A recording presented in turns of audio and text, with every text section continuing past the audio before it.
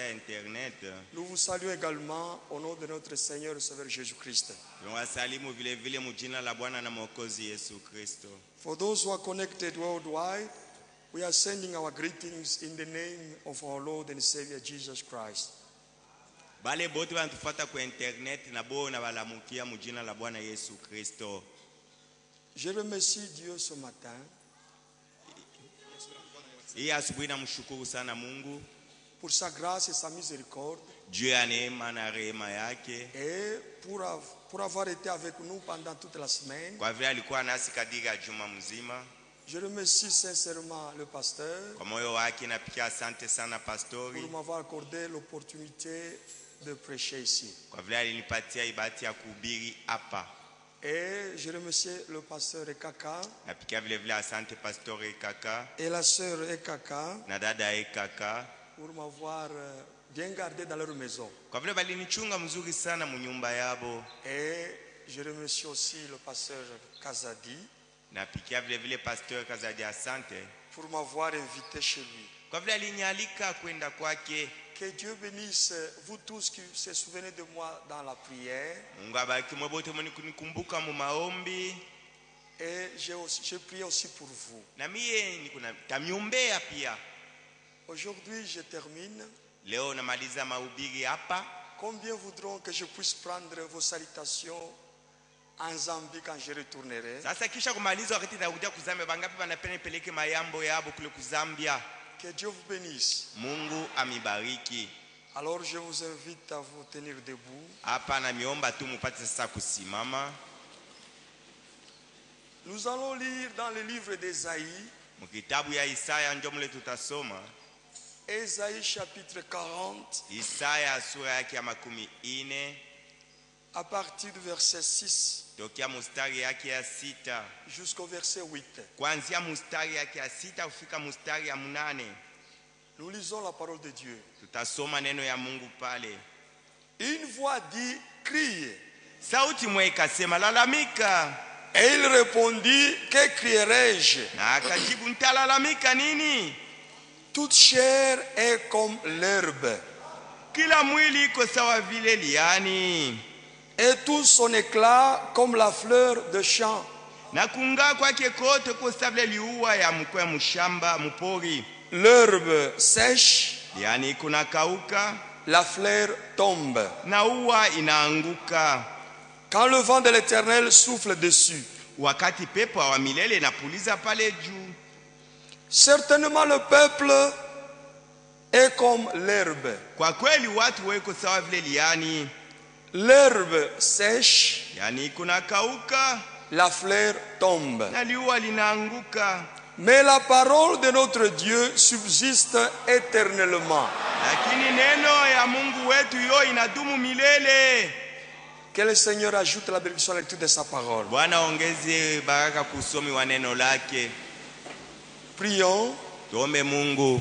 Seigneur Dieu, Bwana Mungu, nous te sommes infiniment reconnaissants ce matin. Asubuhi ya leo tunakushukuru sana. Pour le souffle de vie. Juu ya pumzi ya uzima. Seigneur, tu nous as ramenés ce matin. Bwana unatukudisha hapa ya asubuhi. Pour devoir t'adorer. Juu tukie tukuabude. Et écouter ta parole. Na kusikia neno lako. Nous te remercions pour cette église. Tunapikia asante juu ya kanisa. Où tu as sauvé beaucoup de gens. Ambayo iliokoa watu wengi. Nous te sommes infiniment reconnaissants. Tunakushukuru sana. Pour l'œuvre de Golgotha. Juu ya kazi ya Golgotha. Nous te sommes infiniment reconnaissants, Seigneur. Tunakushukuru sana Bwana. Pour tes serviteurs. Juu ya watumishi yako. Nous pensons à eux chaque jour dans nos prières. Maombi yetu kila siku tunawakumbuka. Nous prions Seigneur. Tunaomba Bwana. Que tu puisses accorder upate kuleta beaucoup de grâce neema ya mingi à notre bien-aimé pasteur. Umpatie pastor wetu neema ya mingi. Et à tous ses associés. Na bale bote kunatumika nabo. Nous prions pour tous les frères qui travaillent dans ta maison. Tunaombea bandu bote wanatumika mu nyumba yako. Nous prions pour tous les frères et toutes les sœurs. Tunaombea banduku bote na badada bote. Seigneur, qui soutiennent ton œuvre. Benye kusimamia kazi yako. Bénis chacun de nous. Baki kila moja wetu. D'une manière spéciale. Unamna moya upekee. nous présentons nos requêtes devant toi. tunaleta mahitaji yetu mbele Toi, tu yako, connais les désirs de chacun de nous. maana unajua lazima ya kila mmoja Accorde à wetu. chacun selon le désir de son cœur. Patia kila moyo kufuatana na kutaka kwa moyo Seigneur, wake. viens-moi en aide. Bwana kuyo Que unisaidie, ton esprit reste sur moi. roho wako awe lulu Parle au yangu, travers de moi. sema kupitia mimi, Ouvre le cœur de ton peuple fungua mioyo ya watu pour que ta wako, parole puisse tomber comme une bonne sémence. juu neno yako yanguke sawa mbegu mzuri. Seigneur, nous croyons que tu vas le faire. Tunaamini Bwana sawa Parce que nous le utafanya. demandons avec foi. Tunailomba hivi na Au imani, nom de Jésus-Christ. mujina la Yesu Kristo, Amen. amina. Le titre de ce matin, Kichwa mahubiri ya asubuhi c'est La parole de notre Dieu demeure éternellement. inasemea kuwa neno ya Mungu wetu yo inadumu milele. Ici on dit, Hapa banasema une voix dit, criez. sauti moja inasema lalamika, Et celui qui répond dit, ule anajibu naye anasema hivi, que criai-je? talalamika nini? Moi je suis prédicateur ce matin. Mimi ya asubuhi niko mhubiri, Et on me dit de crier. bananiambia lalamika. Là je me demande, je Sasa dois crier ninajiuliza, quoi? ni pa nini pale nitalalamikia? Et la parole dit, Neno ya Mungu hiyo inasema toute chair est comme l'herbe. sema hivi, mwili ya mtu wote kwa sawa vile liani, Muntu wote. mtu wote kwa sawa vile liani, Et tout son éclat comme la fleur de champ. na kuungala kwake kote kuko sawa vile ile liua ya mpori. Pensons un petit instant. Pensons à cela. Tuwaze ko kiloko pa ile, Nous sommes comme de l'herbe. tuko sawa vile liani eh? Quand on voit l'herbe, Ukiona liani mpori l'herbe est verte. iko ya mayasombe, Il y a d'autres herbes qui poussent de fleurs. koma yani mwingine yuko mbichi iko natoa Et maua. quand on voit cela, Ukiona en tout cas, ça donne une bonne admiration. utafurahiwa kuiona vile. Mais après un certain temps, Kisha wakati kupita l'herbe sèche ile liani unaona inaanza kukauka, et la fleur tombe. kisha na ile liua ilikuwa pale uli inaanguka. C'est ça l'homme. Njoo mtu vile eko.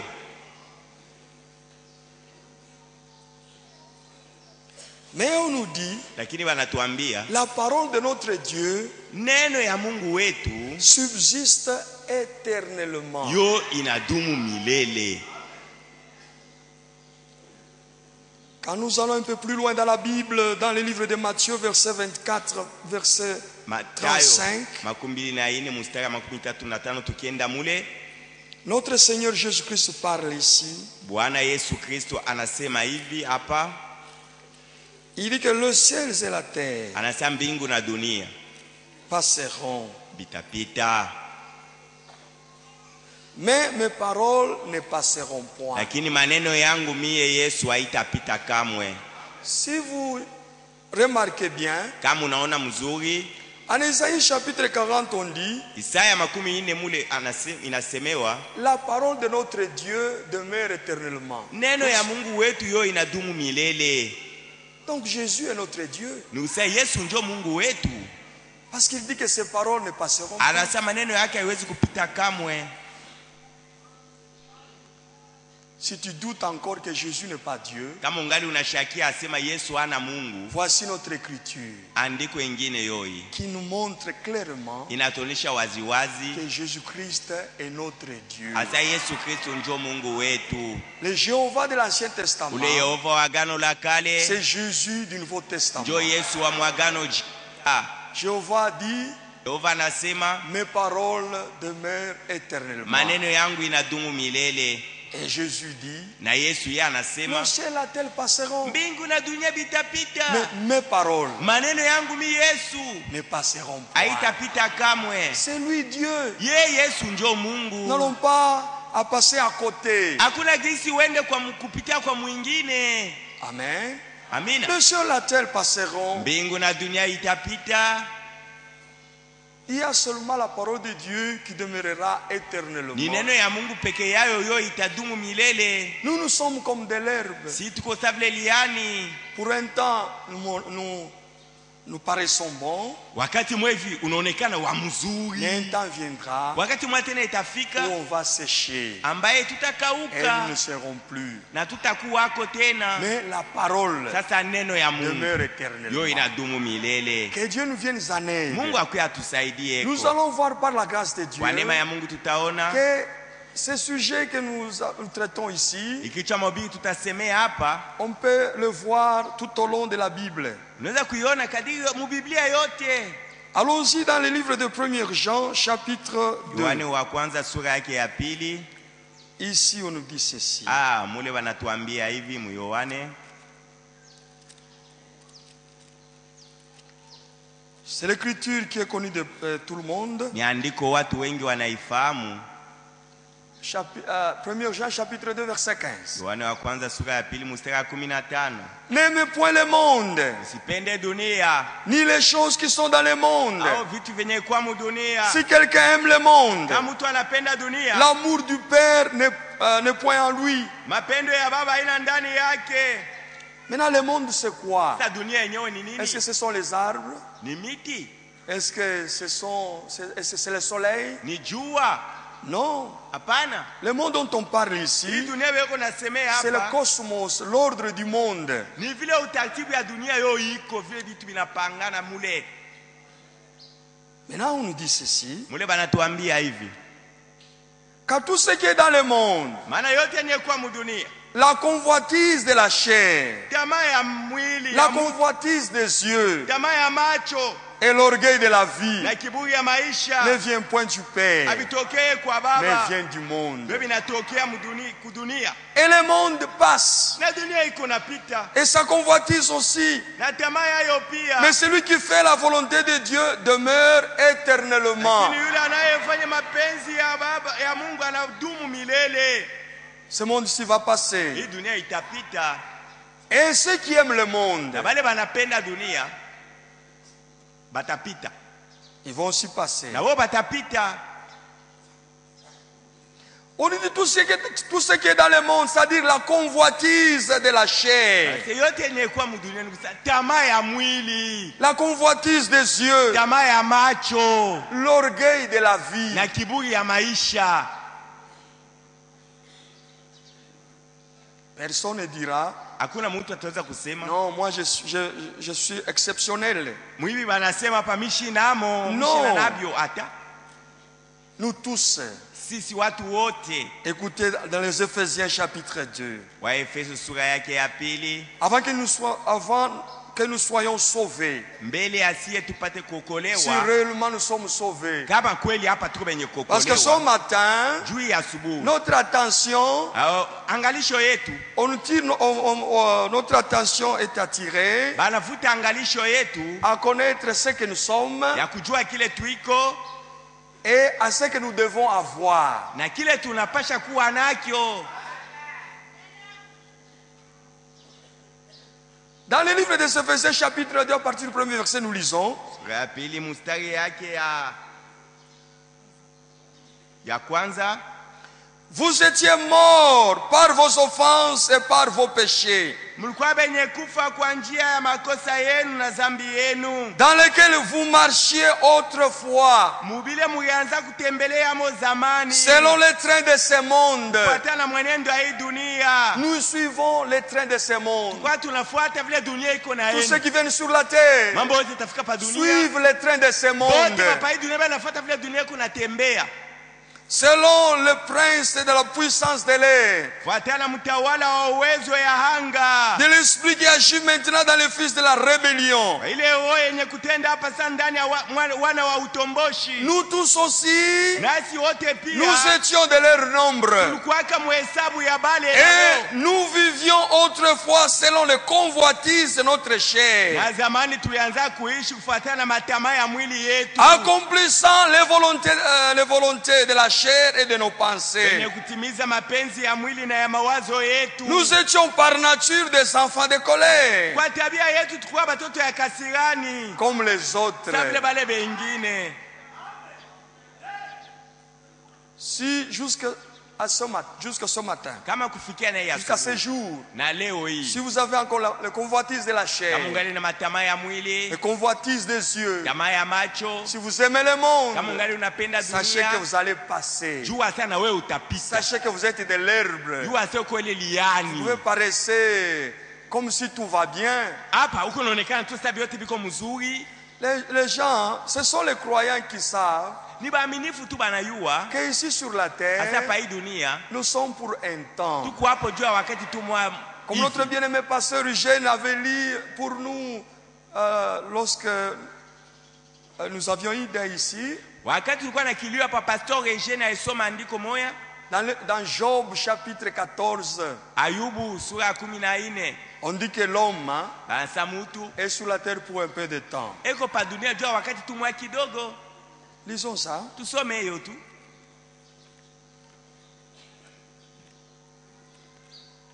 Job 14. Ayubu 14.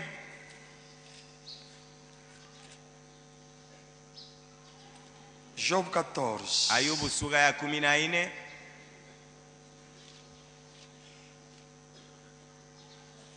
L'homme né de la femme, sa vie est courte. Mtu anayezaliwa kwa mwanamke maisha yake ni mfupi. Sans cesse agité. Kila wakati ya kuyumba yumba.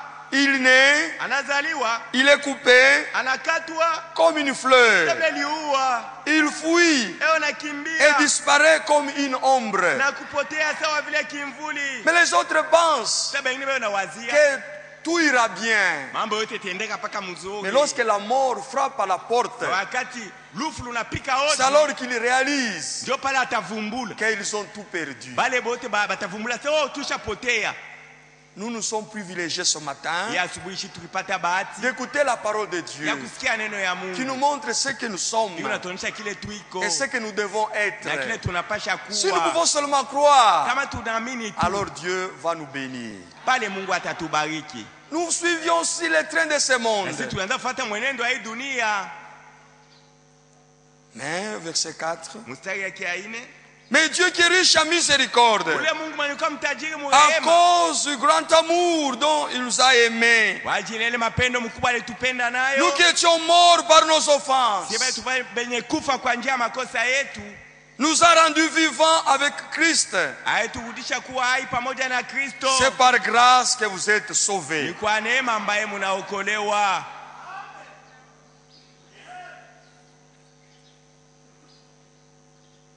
Pour vivre éternellement, Juu ya kuishi milele nous devons tenir, tunapashwa nous devons tenir bon kushimama mzuri à quelque chose qui vit éternellement. kubamba kukintu kile kiku naishi milele. Et la Tubambe seule ku- chose qui vit kitu éternellement, kimoja kinapoishi ou qui milele subsiste au éternellement, kikwako c'est milele la parole de Dieu. neno ya Mungu. Le ciel, Mbingu, la terre dunia hii vont passer. yo bitapita, Et tous ceux-là qui font la convoitise de la chair, na wale wote wenye kufanya tamaa ya hii ils vont mwili passer. nabo batapita. Maintenant, nous croyons. Sasa sie waaminifu, Écoutez ce que la Bible nous enseigne. msikie kile Biblia Nous inatufundisha. sommes dans le livre de Jacques. Kitabu ya Yakobo, Jacques chapitre 1, Yakobo sura ya kwanza verset 8. mstari ya 8 Plutôt verset 9. mstari ya Nous 9 lisons pale jusqu'au verset 11. tuende kufika na mstari ya 11. Que le frère de condition humble se glorifie de son élévation.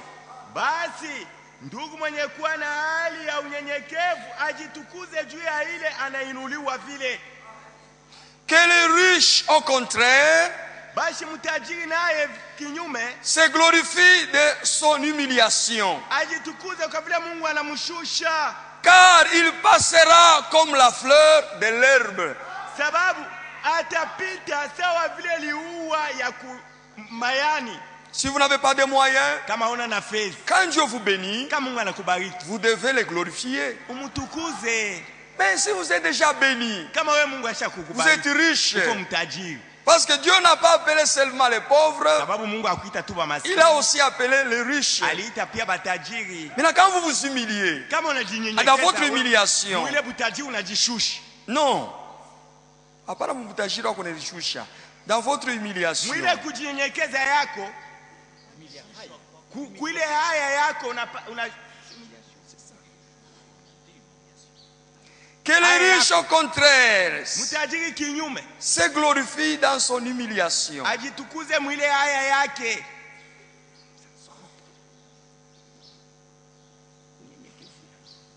Est-ce que vous comprenez ça? Kujinyenyekeza kwake. Non, non, non, ce n'est pas ça.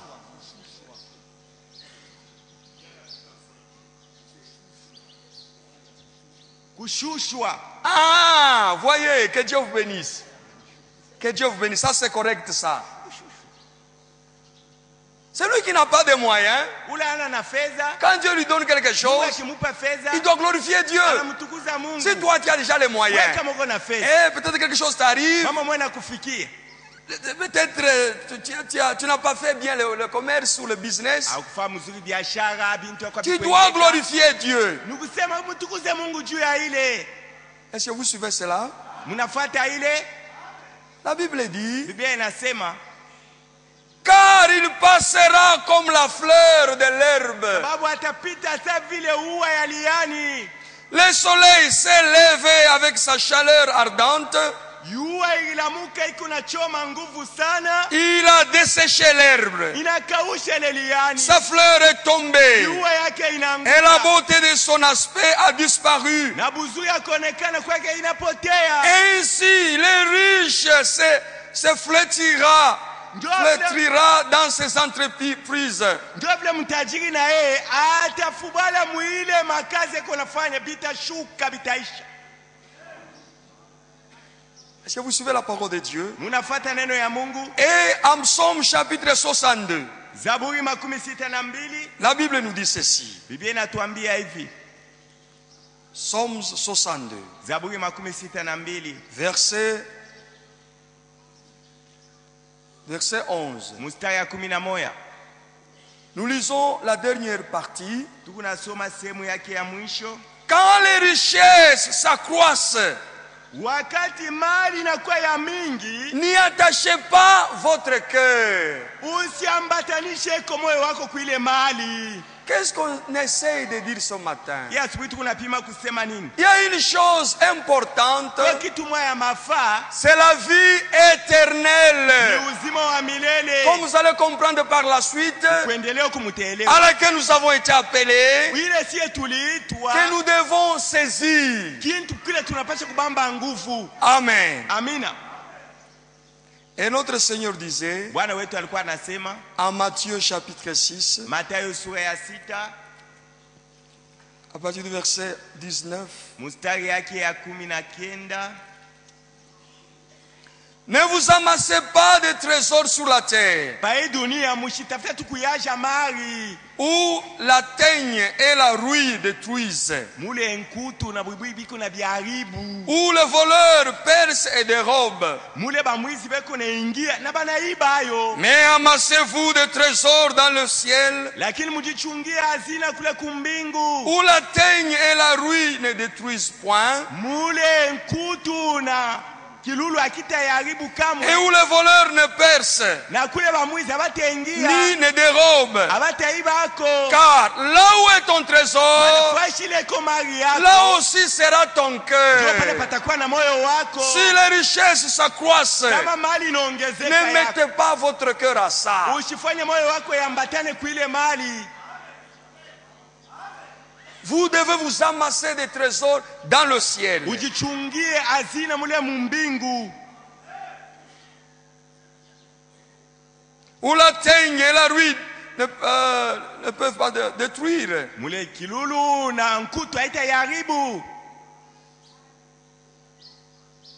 Là où est votre trésor, c'est là où sera votre cœur. Mafashi pale peko mali yako, ndio pale patakuwa moyo wako. Nous avons lu dans Ephésiens chapitre 2 Waefeso sura ya 2 tulisoma que Dieu pale, nous a rendus à la vie avec Christ. na Mungu aliturudisha kuuzima pamoja na Kristo. Si réellement Dieu nous a rendus à la vie avec Christ, Kama kweli Mungu aliturudisha kuuzima pamoja na Kristo, écoutez ce qu'on nous dit dans le livre des Colossiens. tusikie kile banatuambia mkitabu wa Wakolosi. Colossiens chapitre 3. Wakolosi sura yake ya 3 Nous lisons à partir du verset 1 à 4. mstari yake ya kwanza mpaka ya 4.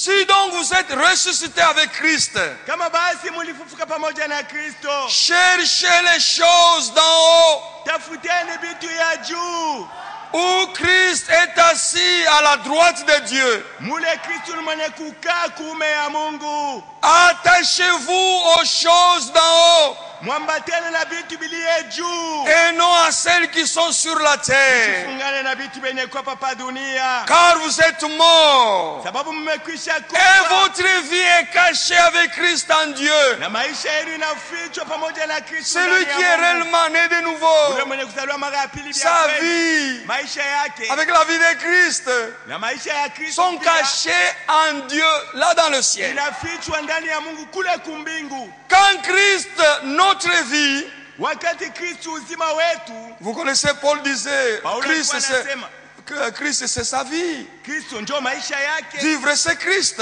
Kuishi ni Kristo yako naishi. Quand Christ, notre vie, paraîtra, Wakati Kristo uzima wetu alors vous paraîtrez ataonekana, aussi avec lui dans la gloire. na mweye mtuonekana pamoja naye muutukufu. Amen. Amina. Nous allons dans le livre de 1 Timothée, Tuende mkitabu wa Timotheo wa kwanza chapitre 6. sura yake ya 6. L'apôtre Paul, Mtume Paulo, Dieu l'a fait grâce Mungu alimfanyia neema d'aller prêcher la parole de Dieu aux nations. ya kwenda kuhubiri neno ya Mungu kwa mataifa. Et beaucoup de ceux qui ont cru le message, l'évangile que Paul prêchait, Wengi wa wale walioamini ile injili Paulo alikuwa c'était anahubiri, des gens qui avaient des moyens. liko watu walikuwa na fedha, walikuwa na manamuna. Tandis que ceux qui étaient à Jérusalem, Japokuwa wale walikuwa kule Yerusalemu, beaucoup étaient des pauvres. wengi walikuwa maskini. Maintenant écoute ce que Paul écrit à Timothée. Sikia kile Paulo anaandikia Timotheo, Nous lisons à partir du verset 6. mstari yake ya 6 sura. C'est en effet une grande source de gain Kwa que la kweli- piété avec le contentement. Chapitre 6. Sura ya 6 mstari yake ya 6.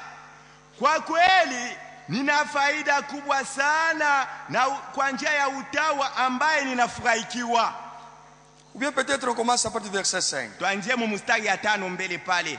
Les vaines discussions d'hommes corrompus d'entendement, privés de la vérité Mabu, et croyant que la piété est une source de gain. mabubishi ya watu ya kwenye kuharibika, yenye kuharibisha kusikia, ile ambaye hamuna hata ukweli wenye kuamini kwa njia ya utawa yenye kwa chemuchemu ya faida. La piété n'est pas une source de gain. Mambo ya utawa haina kusema upatie hemu, hamuna faida. Nous n'avons pas cru la parole de Dieu Hatukuamini neno ya Mungu pour être riches. juu tukue batajiri. Nous n'avons pas cru la parole de Dieu Hatukuamini neno ya Mungu parce que nous voulons vivre une vie aisée sur la terre. juu ya kusema tuamini juu tukue na maisha ya mzuri sana pa hii dunia. Non. Haina vile. Nous avons cru, Tuliamini c'est pour la vie juu éternelle. tupate bujima bwa milele. Il ne faut jamais oublier cela. Msisabu ile kitu. Et il continue. Anaendelea.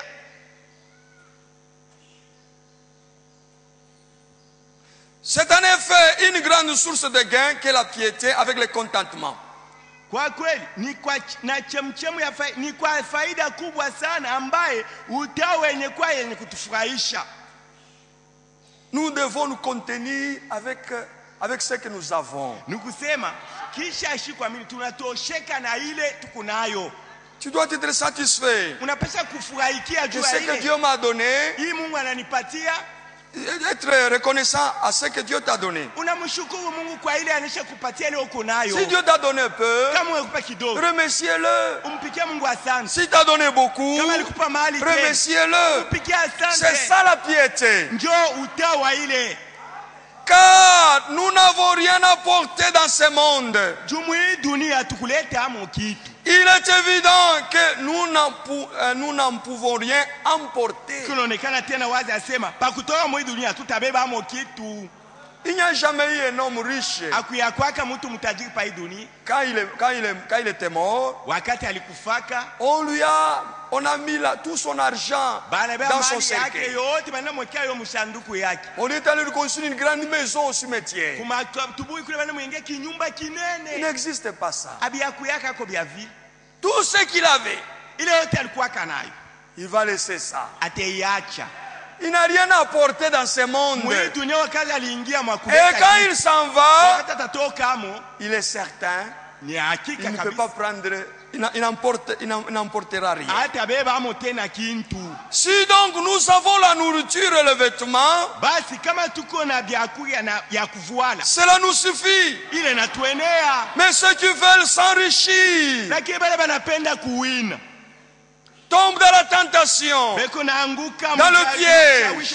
muteko et dans beaucoup de désirs insensés na beko naanguka mu matema mingi ya bupumbafu et pernicieux ya kuharibika qui kabisa, plongent les hommes dans la ruine et la perdition. kunatumbukiza watu muharibifu na mkupotea. Car l'amour de l'argent, Kupenda kwa fedha c'est une racine de tous les maux. ndio chemuchemu bubaya bote.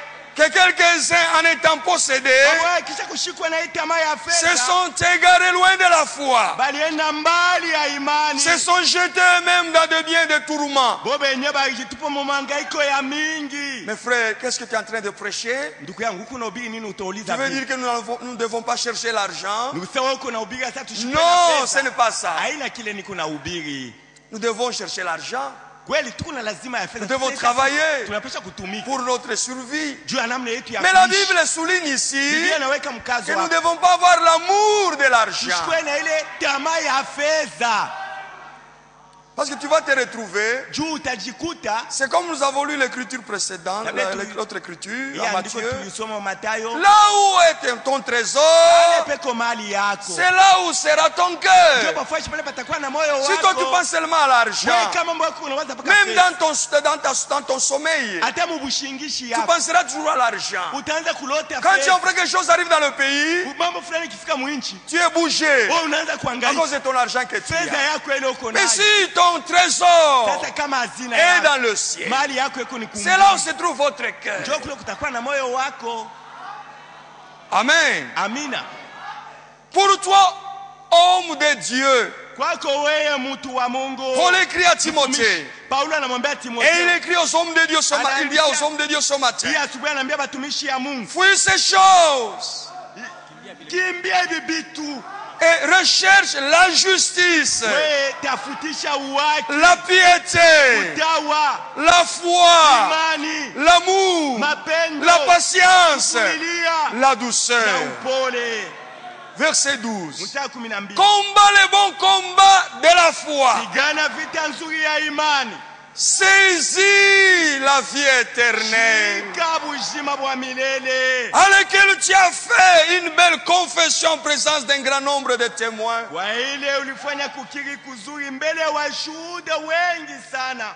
Nous devons tenir à la vie éternelle. Shi tunapaswa kushika kuzima wa Nous milele. devons saisir la vie éternelle. Kushika buzima bwa milele. C'est la seule chose qui demeurera éternellement. Ndio kiti peke yake kitadumu milele. Toute autre chose Hivi vyote vont vingine passer. vitapita. Même si tu n'acceptes pas, Hata wawichiki. ça va passer. Ndio vitapita. Ça passera. Vitapita. Seulement, Lakini la parole de Dieu neno ya Mungu demeurera ndio itadumu éternellement. milele.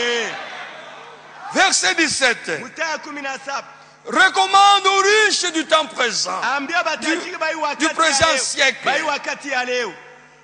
de ne pas être orgueilleux. Bashikwe bakiburi. Quand quelqu'un a l'argent, Wakati mtu il pense que le monde entier lui appartient. anawazia dunia yote inakuwa Il yake. pense qu'il peut commander. Anaweza kuleta Il amri. pense qu'il peut dire n'importe quoi. Anawazia atasema izuru nini? Et les autres disent, Bengine beko na avec l'argent, na fedha tu peux acheter tout ce que tu peux acheter. unaweza kupata vile vyote uko navyo Mais tu ne lazima. peux pas acheter un billet pour entrer au ciel. Hautaweza kuuza cheti awe kuingia nayo mumbingu na fedha Parce que yako. si aller au ciel, ça s'achète avec l'argent. Kama juu ya kwenda kumbingu ilipasha kuinunua na Seulement fedha. les riches devront aller au ciel. Matajiri kweli bangeenda mumbingu. Mais Dieu n'a pas fait ça. Lakini Mungu ashikuruhusu vile. D'ailleurs, Dieu lui-même dit,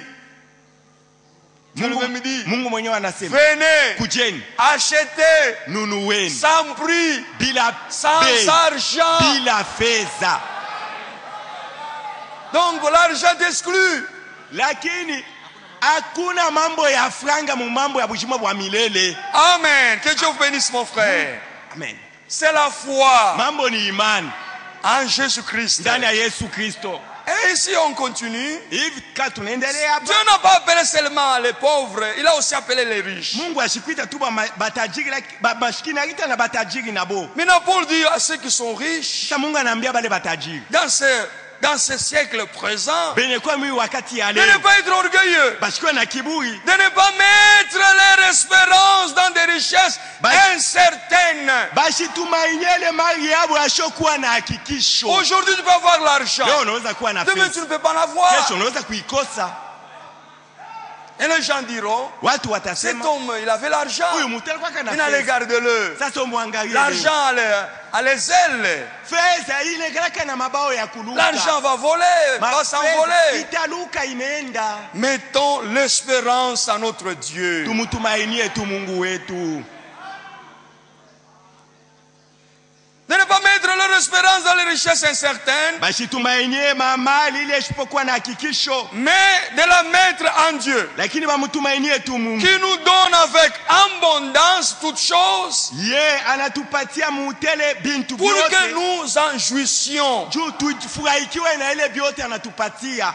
Recommandez-leur Uamuru bale batajiri de faire du bien, banze kutenda mema, d'être riche en bonne œuvre, bakwe batajiri mu matendo mzuri, d'avoir de la libéralité, banze kukabula na uhuru, de la générosité, lakini bakwe tena na ile moyo ya kusaidiana, et de s'amasser ainsi pour l'avenir un trésor placé sur un fondement solide. hivi kumwenda mashiku batapata kupata sasa ile utajiri yenye kuwa pa msingi yenye kusimama imara, Afin de saisir la vie véritable. hivi bapate kushika bujima bwa bya kweli. La vie véritable, Bujima bwa bya kweli c'est la vie bujima éternelle. bwa milele. Nous tous ici, Hivi vyote venye kuwa hapa pouvez voter shibote hapa. hapa Nous sommes de l'herbe. tuko tusaliani. Si tu n'as pas la vie Kama éternelle, bujima bwa milele, même si tu fais des progrès, ate uko naendelea mu mambo yako kabisa, c'est qu'un jour, yuwa saa siku moja comme l'herbe, sawa vile tu liani vas sécher. utakauka, Tu vas sécher. utakauka sa liani. Nous devons tenir à la parole de Dieu. Shie tunapasha njo kushika kuneno ya Mungu, Ça, c'est très important. ni ya mafaa sana.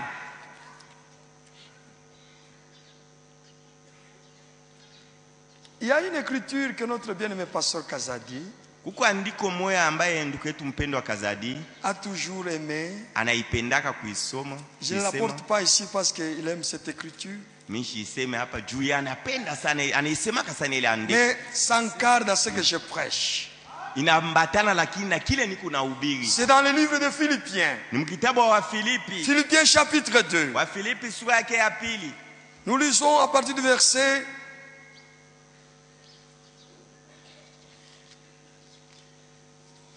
Nous pouvons lire même à partir du verset 12. Nous avons assez de temps. Tuna wakati tunaweza kusoma kuanzia kumstari ya 12. Bien-aimés, Bapendwa, ainsi mes bien-aimés, hivi bapendwa yangu, comme vous avez toujours obéi, sabla kila mara mnakalaka munati. nous avons prêché ici que la foi va ensemble avec l'obéissance. Tulihubiri hapa sasa imani inatemeka pamoja na kutii. Quand vous croyez véritablement la parole de Dieu, Kama bia kweli unaamini neno ya Mungu, vous devez obéir. unapashwa njo kutii. Travaillez pour votre salut avec crainte et tremblement. Tumikeni kuokovu yenu na oga na kutetemeka. Non seulement comme à ma présence, Mshaanza kuifanya tu saa wakati niko hapo, mais en plus encore maintenant que Lakini- je suis absent. hata hivi hapa sasa mishina mbele yenu, Car c'est Dieu qui produit en vous le vouloir et le faire, sababu ni Mungu mwenye kutoa ndani yenu kutaka na kutenda selon son bon plaisir. fuatana na kutaka kwake Faites toutes kuzuri. choses sans murmure ni hésitation, Mambo yote muifanye bila kunungunika wala kusitasita, afin que vous soyez irréprochables et purs, Hivi mkuye bila kemeo na benye kuwa safi. Des enfants de Dieu irrépréhensibles. Mkuye batoto ya Mungu bila kemeo. Au milieu d'une génération perverse et corrompue. Kati ya kizazi kenye kuharibika na kibaya. Parmi laquelle vous brillez comme les flambeaux dans le monde. Kati ya ile bunku na waka sawa vile moto yenye kuwa mudunia. Maintenant écoutez verset 16. Musikie sa mstari Portant la parole de vie. Benye kuchukua neno ya uzima. Dites amen. Museme amina. Dans la Bible anglaise, Mukiingereza c'est écrit hold force to the word of life. benye kushika nguvu kui neno ya uzima. Amen. Portant la parole de vie. Benye kushika hii neno ya uzima. Et je pourrais me glorifier au jour de Christ. Na ninaweza kujitukuza mwile siku ya Kristo. De n'avoir pas couru en vain. Kwa vile sikupiga mbio mwa Ni bure. travailler en vain. Au sikutumika mwa bure. Nous devons tenir la parole de vie. Tunapasha kushika kuile neno Si ya nous voulons uzima. vivre éternellement, Tunapenda kuishi il y a milele. une seule chose que nous devons tenir, saisir fermement. Kwa kitu bado tunapasha kubamba nguvu. C'est la parole de Dieu. Neno ya Mungu. Et la parole de Dieu, c'est la parole de vie. Na neno ya Mungu njoo neno ya C'est la uzima. parole de la vie. Njoo neno ya uzima. Autre chose tombe. Hii bingine yote binaanguka. Amen. Et dans 1 Corinthiens chapitre 7, Wakorintho wa kwanza sura yake ya 7 versets 29 et 31, jusqu'à makumi mbili na kenda du 29 à 31. kufikia 31.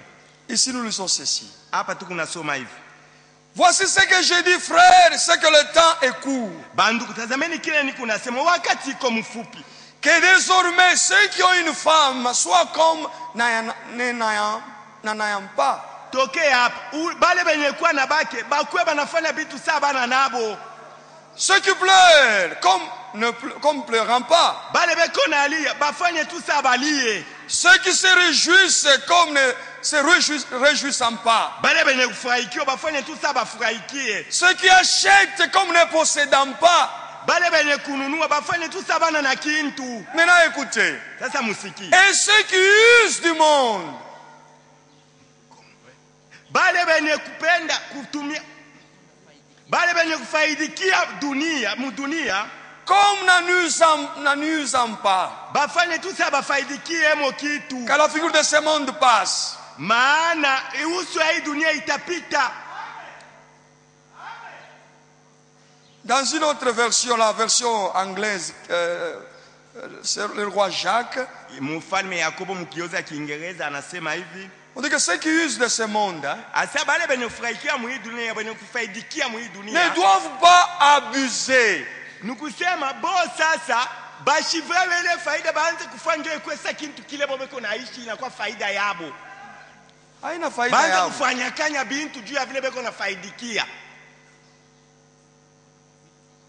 Ceux qui usent du monde comme n'usant pas à leur gré, quelque chose comme ça. Bashitumie mubaya ile. Ah, ile faida voilà. yabo. Que Dieu vous bénisse. Ceux qui usent ce monde, Bale benye kufaidikia mu hii dunia, ils ne doivent pas l'abuser. bashanze kutumia mubaya bile bali bapacha mu dunia, banze kutumia byo mubaya. Aujourd'hui, les gens abusent ce monde. Leo bantu bile balipata beko natumia byo mubaya. La figure de ce monde passe. Juu hii dunia itapita. Nous aussi, en tant que croyants, Nasi sawa waaminifu. nous avons aujourd'hui la possibilité de téléphones, de mobiles portables. Mwi dunia tuko natumia na sie ma telefoni tuko nayo. Nous ne devons pas abuser le téléphone. Tushibebe hii telefoni tuanze kuitumia mu mambo mubaya.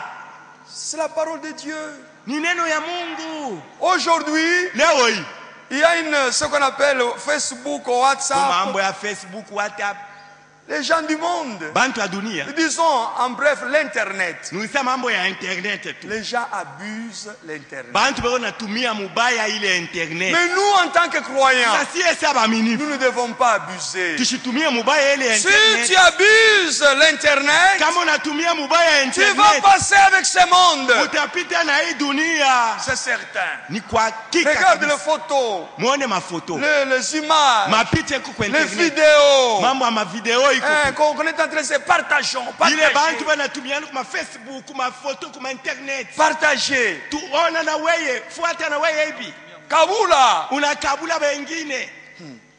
Quand on dit Kabula, Kama nakwambia na wewe kabula wengine. Je ne sais quoi dire. Shiweki ami kusema. Vous allez vous retrouver que dans une minute, mudakika tu tout le monde est au courant de ce qui s'est passé. Bantu wote banaelewa mambo kanilifanyika. Juu unakabula. Ça commence avec une personne, Muntu mwana ituma, ça va à l'autre, mwingine na beba anatumiana anatuma, il envoie à quelqu'un, anatumia mwingine, l'autre à une autre. anatumia ule. Voyez, Munaona? nous ne devons pas abuser ces mots. Tusitumie mubaya. N'abusez pas l'argent. Fais-le ulipata ushitumie N'abusez mubaya. pas tout ce que vous avez. Ile yote ulipata ushitumie Nous mubaya. devons utiliser d'une bonne manière. Tuitumie munamna mzuri. Laissez ceux-là qui abusent. Mwache bale benye kubitumia Ils vont mubaya. passer avec ce monde. Batapita na hii dunia. Continuons. Tuendelee. Maintenant, nous allons lire dans le livre de l'Apocalypse. Mkitabu ya Ufunuo. Apocalypse chapitre 21 verset 1. 21 mstari yake ya kwanza. Ici, on nous dit, Hapa banatuambia c'est Jean dans le livre de l'Apocalypse. ni Yohane mkitabu ya Ufunuo.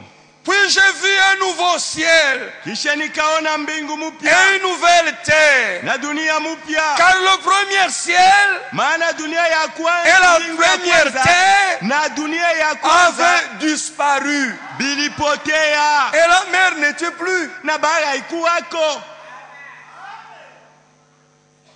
Jean a vu un nouveau ciel.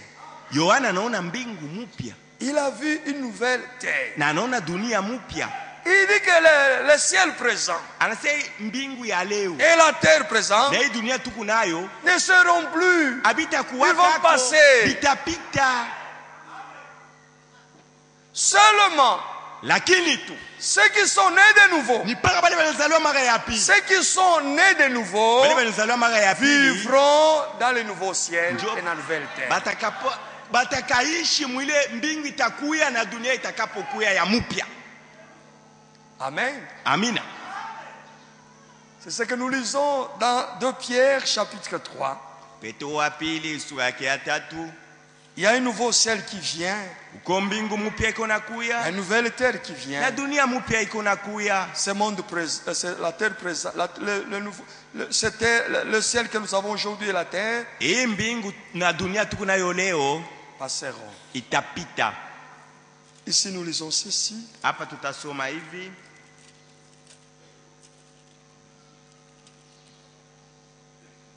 Nous lisons à partir du verset 10.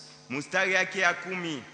Le jour du Seigneur viendra comme un voleur. Siku ya Bwana itakuya sawa vile ya mwizi. En ce jour, Mwile siku les cieux passeront avec fracas. mbingu itapita na kukapata mkubwa. Les éléments embrassés Bintu vya kuyeyuka se dissoudront. vitayeyuka Et la terre avec les œuvres qu'elle renferme sera consumée. na dunia na matendo yote yenye kwa mudunia yote itateketezwa.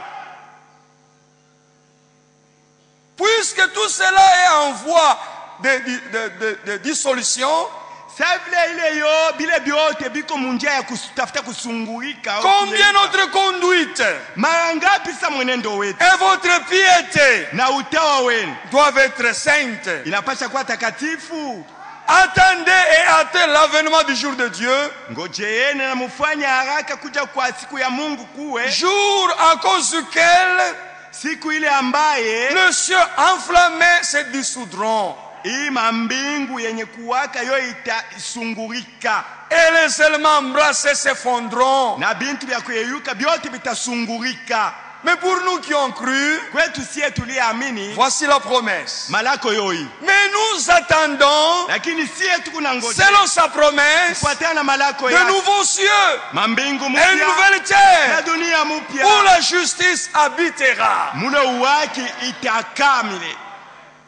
Seulement ceux qui sont nés de nouveau Mpaka bale benzaliwa mara ya pili vivront dans le nouveau ciel et la nouvelle terre. bataishi mwile mbingu mpya na dunia mpya. Si vous n'êtes pas nés de nouveau, Kama yazaliwa mara ya pili, vous passerez avec ce monde. wewe utapita pamoja na hii dunia.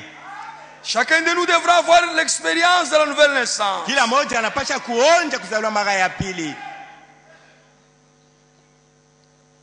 Et dans 2 Corinthiens chapitre, l'écriture que nous connaissons tous, Andiko tunajua sisi wote wa Korinto wa pili. chapitre 5, Sura yake ya 5. verset 17. Mstari wa 17. Ici on nous dit, Hapa wanatuambia si quelqu'un est en Christ, kama mtu yuko ndani ya Kristo, il est une nouvelle création. eko kiumbe kipya. Nous devons aujourd'hui Leo hii tunapashwa devenir une nouvelle création. kuwa viumbe bipya. Ce n'est pas un enseignement, Haina mafundisho, ce n'est pas un leçon-dit. haina barisema tukue viumbe bipya. C'est une réalité Ni mambo wewe que unaishi. chacun de nous devra expérimenter. Kila mmoja wetu apate Si kuonja. quelqu'un est en Christ, Kama utako ndani ya Kristo, c'est une nouvelle création. yeye ni kiumbe kipya. Les choses anciennes sont passées. Vitu ya zamani vyote vimekwisha pita. Nous devons nous examiner. Tunapaswa kujichunguza. Nous sommes devant un grand miroir Tuko mbele ya kio mkubwa, rikalashi, où Dieu est en train de nous montrer comment nous apparaissons, comment nous sommes. vile Mungu anatuonesha mwile rikalashi tujione kile tuiko. Si tu te tiens dans ta maison devant un miroir Munyumba yako kama unashema mbele ya ile rikalashi et munene, que tu vois que tu n'es pas bien habillé, unaona saa ukuvala mzuri, tu ne vas pas faire semblant. hauta saa Ya, vitenda ça mpaka va. vile. Haina mambo. Quand tu vas passer sur la route, Wakati utapita les munjia, gens qui vont te voir bantu pale vont batakuona, s'étonner. bataanza Regarde kushanga. cet homme. Ona huyu mtu Il n'a pas bien boutonné la chemise. asikufunga mzuri mabuto ya shemizi Il yake, n'a pas bien peint sa chevelure. nywele yake asikuchanuna mzuri.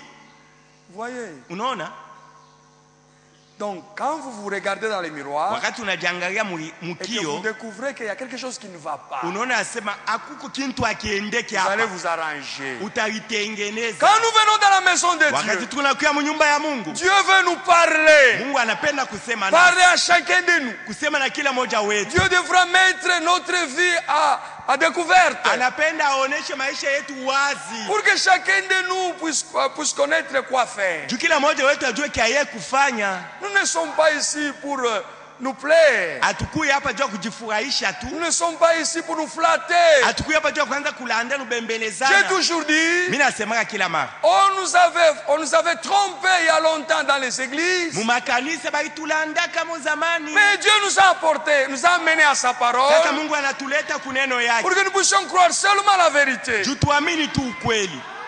On ne nous trompe pas ici. Hapa abatulande Mais toi aussi, tu ne dois pas te tromper. we. Sasa mwenye kuya hapo shijilande. La Bible dit, Biblia inasema n'écoutez pas seulement la parole, mushaanze tu kushikia neno, mais mettez-la en pratique. kisha mwe kushikia, muitumikie ile neno. Nous ne devons pas nous séduire. Tushaanze kujilanda shi benyewe. Nous devons mettre la parole de Dieu en pratique. Neno ya Mungu ikuwe njo maisha yetu.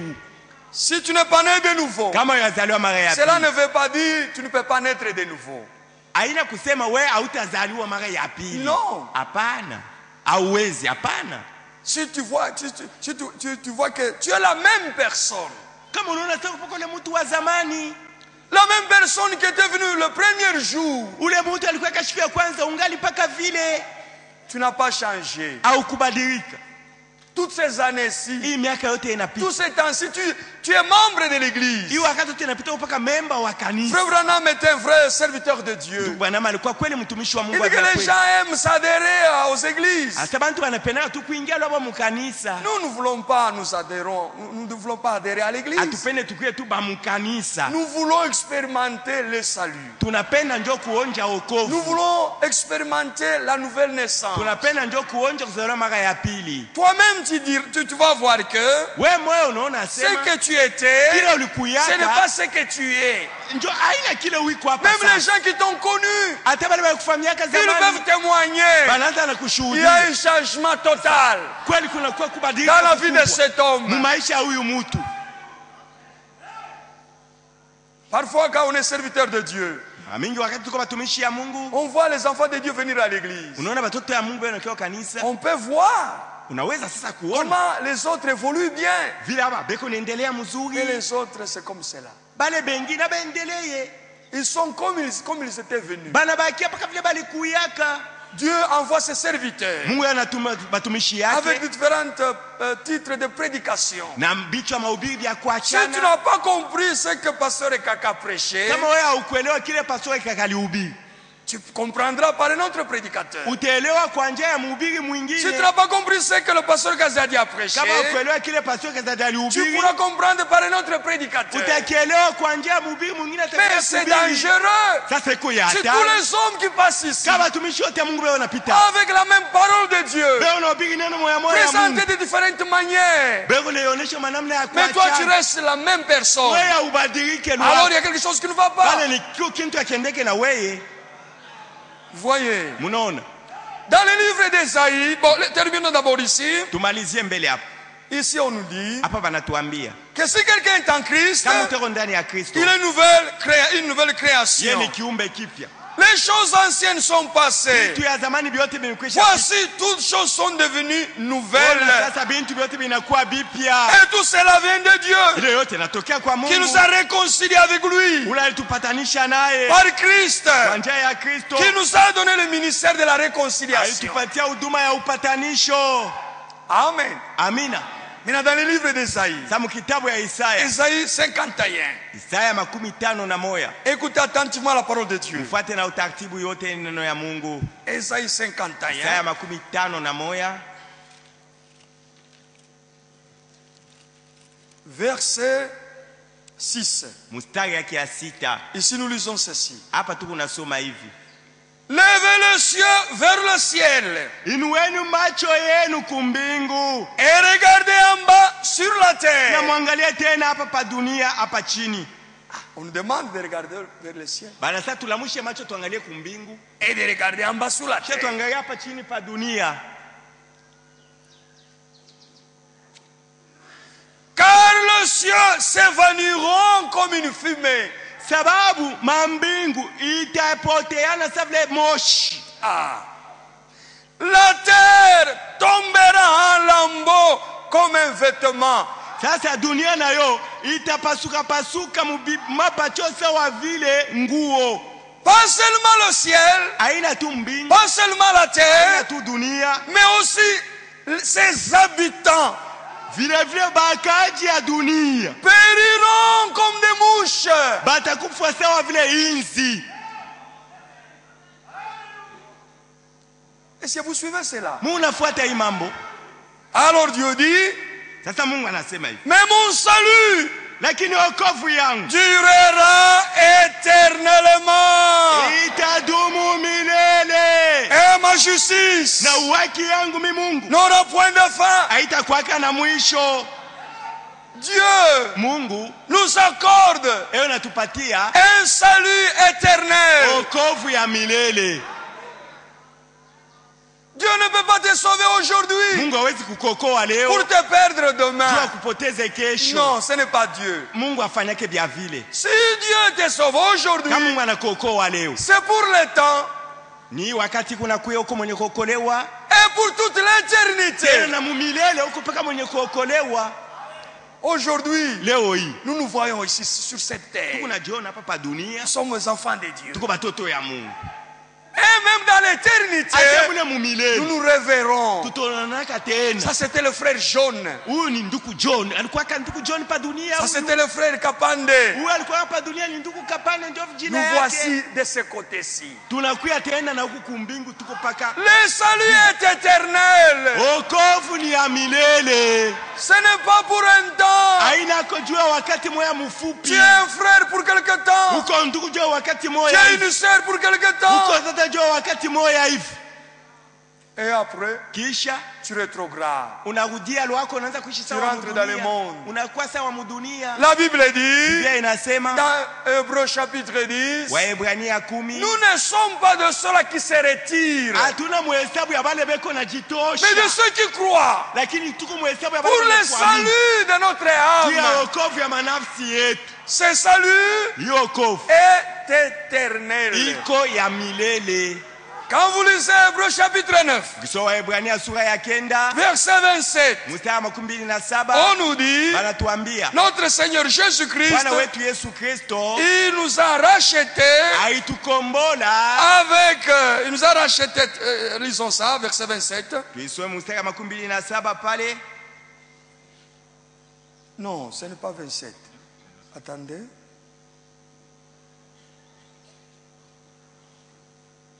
C'est 12, pardon. Amunyurumie ni sura yake ya 12. Et il est entré une fois pour toutes dans le lieu très haut, très très saint. Na aliingia mara moja kwa lote mahali patakatifu sana, Non avec le sang de bouc et de veau, aina na damu ya mbuzi na ya bankondolo, mais avec son propre sang. lakini aliingia mo na damu yake mwenyewe, Et a obtenu une rédemption éternelle. na alipokea juu yetu ile ukombozi ya milele. Alléluia. Notre salut est éternel. Wokovu yetu ni ya milele.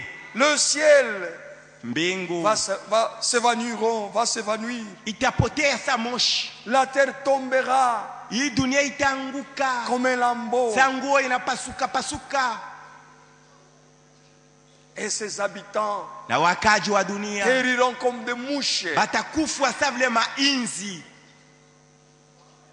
Frères, Ndugu, nous devons tenir à la parole de Dieu. tunapasha kushika nguvu kuneno ya Mungu. Si tu n'as pas encore rencontré Jésus-Christ Kama wewe comme yakutana na Yesu ton Kristo sauveur sa personnel, mwokozi wako wa upekee, ce matin, hii asubuhi je t'invite à l'accepter na kuita wewe umkubali, pour que tu puisses obtenir ili upokee le salut ile éternel. wokovu ya milele. Sinon, Kama sivyo, comme l'herbe, sa vile liani tu sécheras na wewe utakauka et tu ne seras plus. na utakuwakako tena. Amen. Amina. Nous voulons la vie éternelle. Sie tunapenda uzima wa milele. Il y avait un jeune homme riche Kwa kijana mmoja hivi mtajiri qui était venu au Seigneur. alikuyaka kwa Bwana Yesu, Et il a dit, akasema, il appelait le Seigneur bon maître. akamuita Bwana Yesu, mwalimu Que mwema, dois-je faire pour avoir la vie éternelle? tafanya nini juu nipate uzima wa milele? Jésus lui avait dit, Yesu akamwambia, observe les commandements. tumikia tu amri, Tu ne voleras pas. hautaiba, Tu ne commettras pas adultère. usifanye usharati. Et cet homme dit, Ule kiana depuis akasema, mon enfance, tokea butoto j'ai wangu gardé toutes ces choses. nilichunga hii amri Qu'est-ce qui yote. me manque encore? Ni nini nanikosa juu nipate bushimo wa milele? La vie éternelle. Bushimo wa milele Ce n'est pas garder les commandements. haina kuchunga amri, Parce que le commandement juu amri conduit l'homme à pécher. iko na msukuma mtu atende zambi. Quand Dieu dit ne fais pas ceci, Mungu akisema usifanye hivi, vous avez en vous des convoitises ndani yako tamaa inalamuka, pour transgresser la loi de inaanza Dieu. utafuta ivunje ile sheria ya Mungu. La loi, c'est la connaissance du péché. Sheria ni ufahamu ya zambi. Nous ne voulons pas donner aux gens la loi. Hatupende kupatia watu sheria, Parce que si nous donnons au peuple la loi, tunapatia watu sheria, le peuple watu deviendra hypocrite. batakuwa banafiki, watu wa mauso mbili, Ils n'arriveront pas à garder la loi. hawataweza kuchunga ile Personne sheria. n'a gardé la loi. Hakuna ule anasha kuweza Parce kuchunga que selon la sheria loi, juu kufuatana na sheria. vous devez garder tout ce que la loi dit, demande. Inapasha utumikie kile kile sheria inakulomba Si kufanya. vous branchez à un seul point seulement, Kama unavunja tu sheria moja, vous devenez transgresseur de toute la loi. pale unavunja sheria yote. Est-ce que vous comprenez? Munaelewa? Cet homme dit, Ule kiana j'ai akasema, observé tout depuis mon enfance. tokea mtoto wangu nitumikie sheria. Quand je suis le regardant, Yesu Il akamwangalia, aima. akampenda, et lui dira, akamwambia sasa, maintenant, va vendre wende uzishe tout ce que tu as, vile vyote uko donne navyo, ça aux pauvres fedha kabula mamashi, et suis-moi. kisha unifuate mie Yesu. Cet homme devient triste Ule kiana akakuwa na parce qu'il huzuni, avait beaucoup de biens. ndio alikuwa kana mali mingi. Ce qui empêche à beaucoup de gens de suivre Jésus-Christ. Ile kona zuiza watu wengi kufuata Yesu Kristo, Ils ne veulent pas céder abapende njo kutoa bile beko à ce navyo, qu'ils ont. bile beko navyo abapende kubiacha. Pour avoir le salut, Juu ya wewe upate vous wokovu, devez perdre. mbele itikia kupoteza. vous perdez unapoteza et vous gagnez. njo utapata sasa. C'est ce que Paul nous dit dans le livre de Philippiens, Mkitabu wa Filipi Paulo anatuonesha vile. chapitre 3. Sura yake ya 3. Lisons ça. Tusome ile andiko. Et même le Seigneur pouvait dire, Na Bwana yeye aliweza si kusema quelqu'un veut venir après moi, kama mtu anapenda kunifuata qu'il se nie lui-même. mbele ajikatale yeye moya. Il doit renoncer à lui-même. Ajikatale yeye moya. Et devra prendre sa croix Kisha bebe msalaba wake et me suivre. na anze Pas kunifuata. seulement un jour comme celui-ci le dimanche, Haina tu muyenga sasa hivi tuko leo, tous les jours. masiku yote. Il ne faut pas être chrétien seulement dimanche. Ashina tu mkristo wa siku ya yenga. Non. Hapana. Nous devons suivre Jésus Tunapaswa kumfuata Yesu tous les jours de notre vie. siku yote ya maisha yetu. Nous devons prendre notre responsabilité. Tudebe ile majukumu yetu. Être chrétien, Kuwa c'est mkristo une ni responsabilité. kuchukua Vous majukumu. connaissez ce que vous faites. Unayua kile uko Vous unafanya. suivez Jésus Unaanza kumfuata tous les Yesu jours de siku votre yote vie. ya maisha yako. Écoutez maintenant le témoignage de Paul. Msikie sasa ushuhuda ya Paulo. Paul écrit aux Philippiens, Paulo anaandikia watu wa Kufilipi chapitre 3. sura yake ya 3. Il dit ceci. Anasema hivi, Moi, verset 5, mstari ya 5. circoncis le 8e jour. Mimi mwenye kuteuliwa siku ya 8. Vous pouvez commencer même à partir de verset 4. Tuanzie hata pa mstari ya 4, Ou peut-être verset 3. tuanzie tu mstari ya 3. C'est nous qui que nous rendons à Dieu notre culte par l'Esprit de Dieu, qui nous glorifions en Jésus-Christ et qui ne mettons point notre confiance en la chair. Nisiye benye kumfanyia Mungu ibada ya kwa roho ya Mungu, benye kutukuza Mungu kwa njia ya Yesu Kristo, na bale ambaye baweke tumaini yabo mumwili. Moi aussi, cependant, Japokuwa na mie Paulo j'aurais sujet de mettre ma confiance en la chair. na mimi nilipasha kutumainia sana mwili yangu kujitukuza mumwili. Si quelqu'un croit pouvoir se confier en la chair, Kama mtu anawazia sana anaweza kutumainia mwili yake na kujitukuza. je le puis bien davantage. Mimi nampita, mimi naweza kusema vya mingi. Moi, circoncis le 8e jour, Mwenye kuteuliwa siku ya 8 de la race d'Israël, wa kabila ya de Israeli, la tribu de Benjamin, kabila ya Benjamin, hébreu né d'hébreu. Waebrania mwenye uzaliwa kwa Quant Waebrania. à la loi, Mambo ya pharisien. sheria nilikuwa mfarisayo. Quant aux zèle, Juu ya bidii persécuteur de l'église, wa kuteswa kanisa, irréprochable à l'égard de la justice de la loi. mambo yenye kangau wake ya sheria bila kemeo. Mais ces choses qui étaient pour moi des gains, Sasa hivi bintu vyote zamani vilikuwa kwangu je les faida. ai regardés comme une perte Niliviona sasa bintu ya kupoteza à cause de l'excellence de la connaissance de Jésus-Christ, mon Seigneur, kwa ajili ya ufahamu ya Yesu Kristo mwokozi wangu. pour lequel j'ai renoncé à tout Juu ya ile nilikatala bile bio, juu yake nilikatala bile bio. et je les regarde comme de la boue, Mimi naanza kuviona saa vile matope. afin de gagner Christ. Juu nimupate Kristo. Alléluia. Amen. Nous devons perdre Tunapasha pour kupoteza gagner Christ. juu tumupate Kristo. Perdre nos amis, Kupoteza mavazi perdre yetu, les choses de ce monde. kupoteza vitu ya dunia, barafiki. Quand vous croyez en Jésus-Christ, Wakati unamwamini Yesu Kristo, vous dites à vos amis, j'ai cru. utaonesha barafiki yako sasa mimi naamini. Ah, tu as cru, ah, c'est bien, tout le monde va à l'église. Batakwambia unaamini mzuri, watu wote Aller à l'église, ce n'est pas croire. kwenda kanisa haina njoo kuamini. Beaucoup de gens vont à l'église, mais ils n'ont pas cru. Watu wa mingi wanaenda kanisa lakini hawakuamini.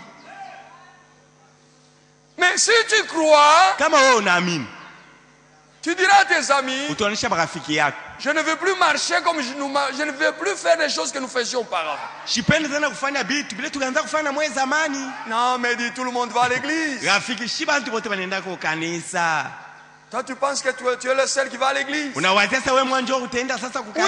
Oui, tout le monde va à l'église. Ndio watu wote wanaenda Et kukanisa. ils vivent comme ils le veulent. Beko naishi sasa vile banapenda. Mais si toi tu Wewe crois, kama unaamini, tu ne dois pas vivre selon la manière des païens, ushaanze sasa kuishi kufuatana na vile bapagano banakala selon la banaishi. manière des incroyants. Kuishi mnamna vile basho kuamini beko Tu naishi. devras vivre comme un enfant de Dieu. Anza kuishi sasa mtoto wa Mungu. Tes amis là, Wale barafiki ils yako ne vont plus marcher avec toi. hawataanza kutembea tena na wewe. Parce qu'ils vont apporter quelque chose. Juu hata banakuletea mambo Toi, moya. tu vas riposter. Wewe Tu utakatala. diras non, non, pas comme ceci. Bia vile hapana mie. Tu as laissé cet homme ici. Batasema sasa mumwache ule.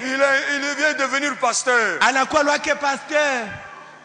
Ce n'est pas un problème. Haina mambo. Toi, suis le chemin Wewe fuata de la njia ya croix. msalaba. Suis le Seigneur Jésus-Christ. Umfuate Bwana Yesu Nous Kristo. avons perdu Tulipoteza vyote. des amis. Barafiki. Nous avons perdu Tulipoteza. ce qui nous était cher. Bale balikuwa badamani kwetu. Ah!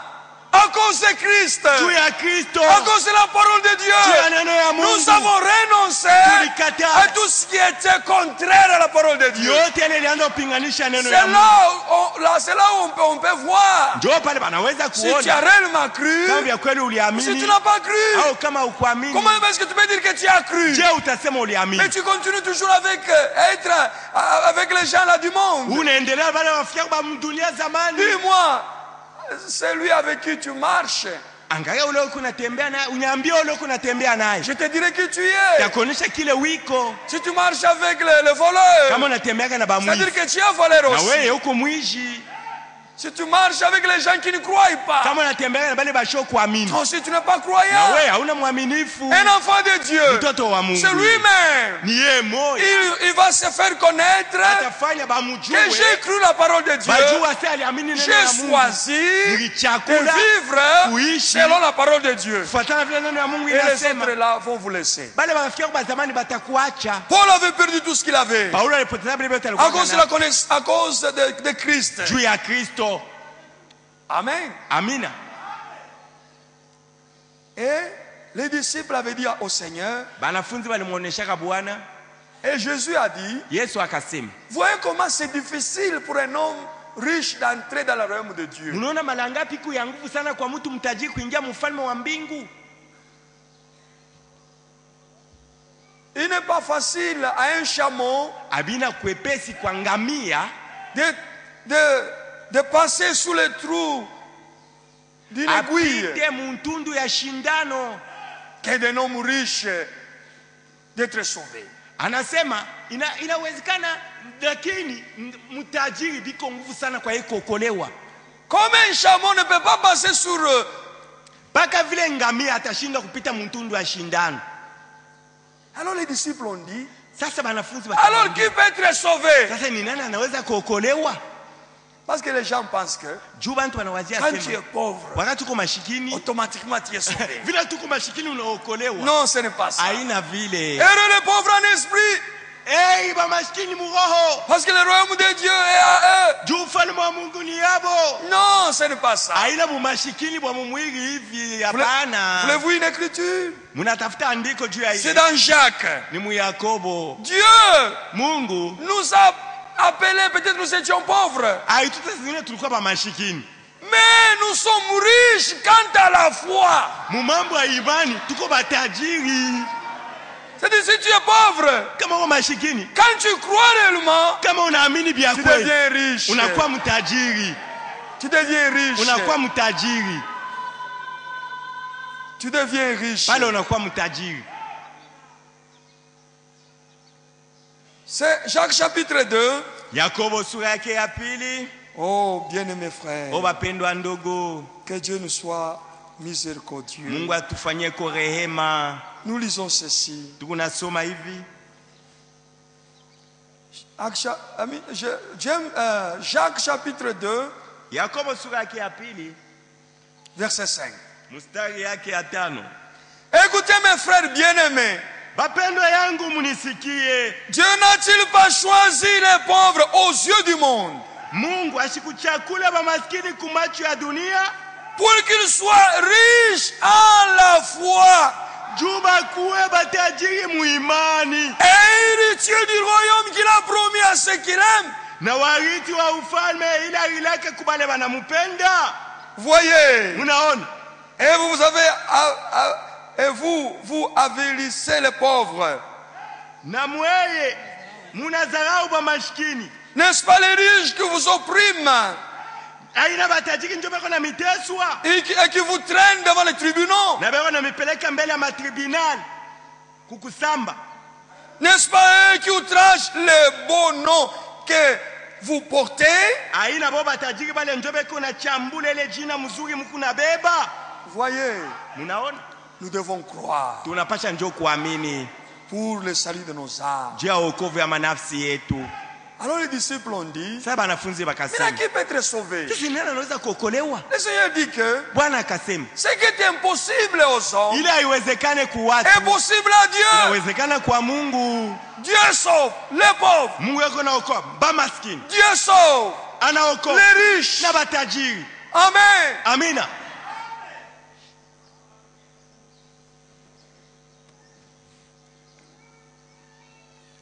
Maintenant, Sasa nous voulons la vie éternelle tunapenda kupata uzima wa milele pour vivre juu éternellement. tuishi milele.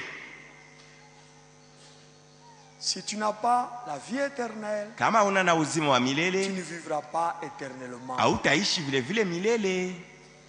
Il y a une seule forme de vie éternelle, Buzima wa milele buko tu muhali moya, c'est Dieu. mwenye kwa buzima wa milele ni Mungu. Dieu est éternel. Mungu njo wa milele. Dieu n'a pas de commencement. Mungu hana na mwanzo Dieu n'a pas de fin. tena hana na mwisho. Si tu veux avoir la vie Kama éternelle, unapenda kuwa na uzima wa tu milele, dois avoir la vie même de Dieu. ukwe na bule bujima bwa Mungu, Alors tu vivras éternellement. pale njo utaishi milele. Il y avait un homme. D'abord, avant que nous allions loin, Mbele ya lisons siku dans ina mbali. l'écriture 1 Jean chapitre 5, Yohane wa kwanza sura yake ya 5 versets 11 et 12. Là on dit, mstari 11 na 12 mule wanasema que la vie éternelle. ya kwa buzima wa milele. Et voici ce témoignage. Tazameni ushuhuda C'est que Dieu nous a donné la vie ya éternelle. kwa Mungu atupatia buzima wa Et que milele, cette vie est dans son Fils. na ile uzima iko ndani ya mwana wake. Celui qui a le Fils a la vie. Ule iko na mwana iko na uzima, Celui qui n'a pas le Fils de Dieu n'a pas la vie. ule ana na mwana wa Mungu ana na uzima. La vie éternelle n'est pas dans une église. Buzima wa milele abuna La vie mukanisa, éternelle n'est pas dans une religion. buzima wa milele abuna mudini. La vie éternelle Buzima wa milele est en Christ. iko ndani ya Kristo. Si tu veux avoir la vie Kama éternelle, unapenda kuwa na uzima wa tu dois milele, venir, tu dois venir à Christ. ukuye kwa Kristo, Tu dois croire en Christ mwamini Kristo pour avoir la vie juu éternelle. kuye na buzima wa milele. Maintenant écoutez, Sasa il musiki, y avait un homme, kulikuwa mtu un mmoja pharisien, mfarisayo un chef de juifs. mkubwa wa Bayuda, Son nom était Nicodème. jina lake lilikuwa Nous Nikodemu. sommes dans Jean chapitre 3. Kama Yohane sura ya 3, Il vient à Jésus pendant la nuit Bushiko akaenda kuko et Yesu lui dit, akamwambia hivi, nous, shiye nous savons que tunayua asema tu es un homme venu de Dieu. uko mtu ule alitokea kwa Parce Mungu, que personne ne peut faire ce que tu fais hakuna ule ataweza kufanya hivi à moins kunafanya que Dieu soit avec lui. isipokuwa Mungu yuko pamoja naye. Jésus ne se fiait pas aux éloges des gens. Yesu ashikuanza kufurahikia kubile watu bako na mutapa tu, Non. hapana. La Bible dit, Bible Jésus inasema. n'avait pas besoin qu'on puisse lui dire quelque Yes. chose à propos de quelqu'un. Yesu ashikuwa anapenda bamwambia mambo moja juu ya mtu mmoja hivi, Parce qu'il savait ce qui était dans l'homme. juu aliwaka kile kiko ndani ya ule mtu. Jésus commença sa première doctrine. Yesu akaanza mafundisho yake ya kwanza, Il dit que Nicodème, akamwambia Nikodemu, si un homme n'est né de nouveau, kama mtu asizaliwe mara ya pili il ne peut voir le royaume de Dieu. hawezi kuona ufalme wa Mungu.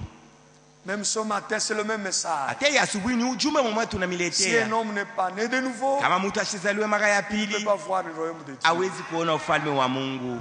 Nicodème, qui était un vieux papa, Nikodemu ule alikuwa mtu il dit que ashazeeka. dois-je retourner au sein de ma mère Asa je, nirudie mtumbo wa mama et yangu renaître? banizale tena? Jésus dit non. Yesu anasema hapana, Ce qui est né de la chair est chair. yazaliwa kumwili ni Ce qui est mwili, né de l'esprit est yazaliwa esprit. kwa roho ni roho. Si je te parlais des choses Kama naturelles, nilikwambia vitu vya hapa hii tu n'as pas dunia compris. unashindwa Comment kuvielewa. est-ce que tu comprendras si je parlerai à toi des choses Je spirituelles? utaelewa wakati nitakwambia vitu vya kiroho. On ne comprend pas la parole de Dieu quand on n'est pas encore né de nouveau. Hakuna gisi uelewe vitu ya Mungu kama yazaliwa mara ya pili. La nouvelle naissance est très importante. Kuzaliwa mara ya pili ni kwa mafaa sana. C'est un devoir. Ni kwa shuti.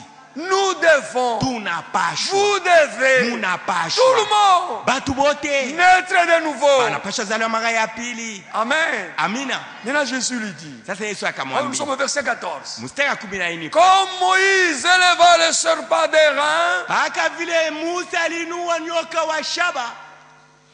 ainsi le Fils de l'homme sera élevé. Mwana wa mtu atainuliwa. Pour que celui qui croit en lui Hivi ule utatamwamini puisse avoir la vie éternelle. apate kuwa na uzima wa milele.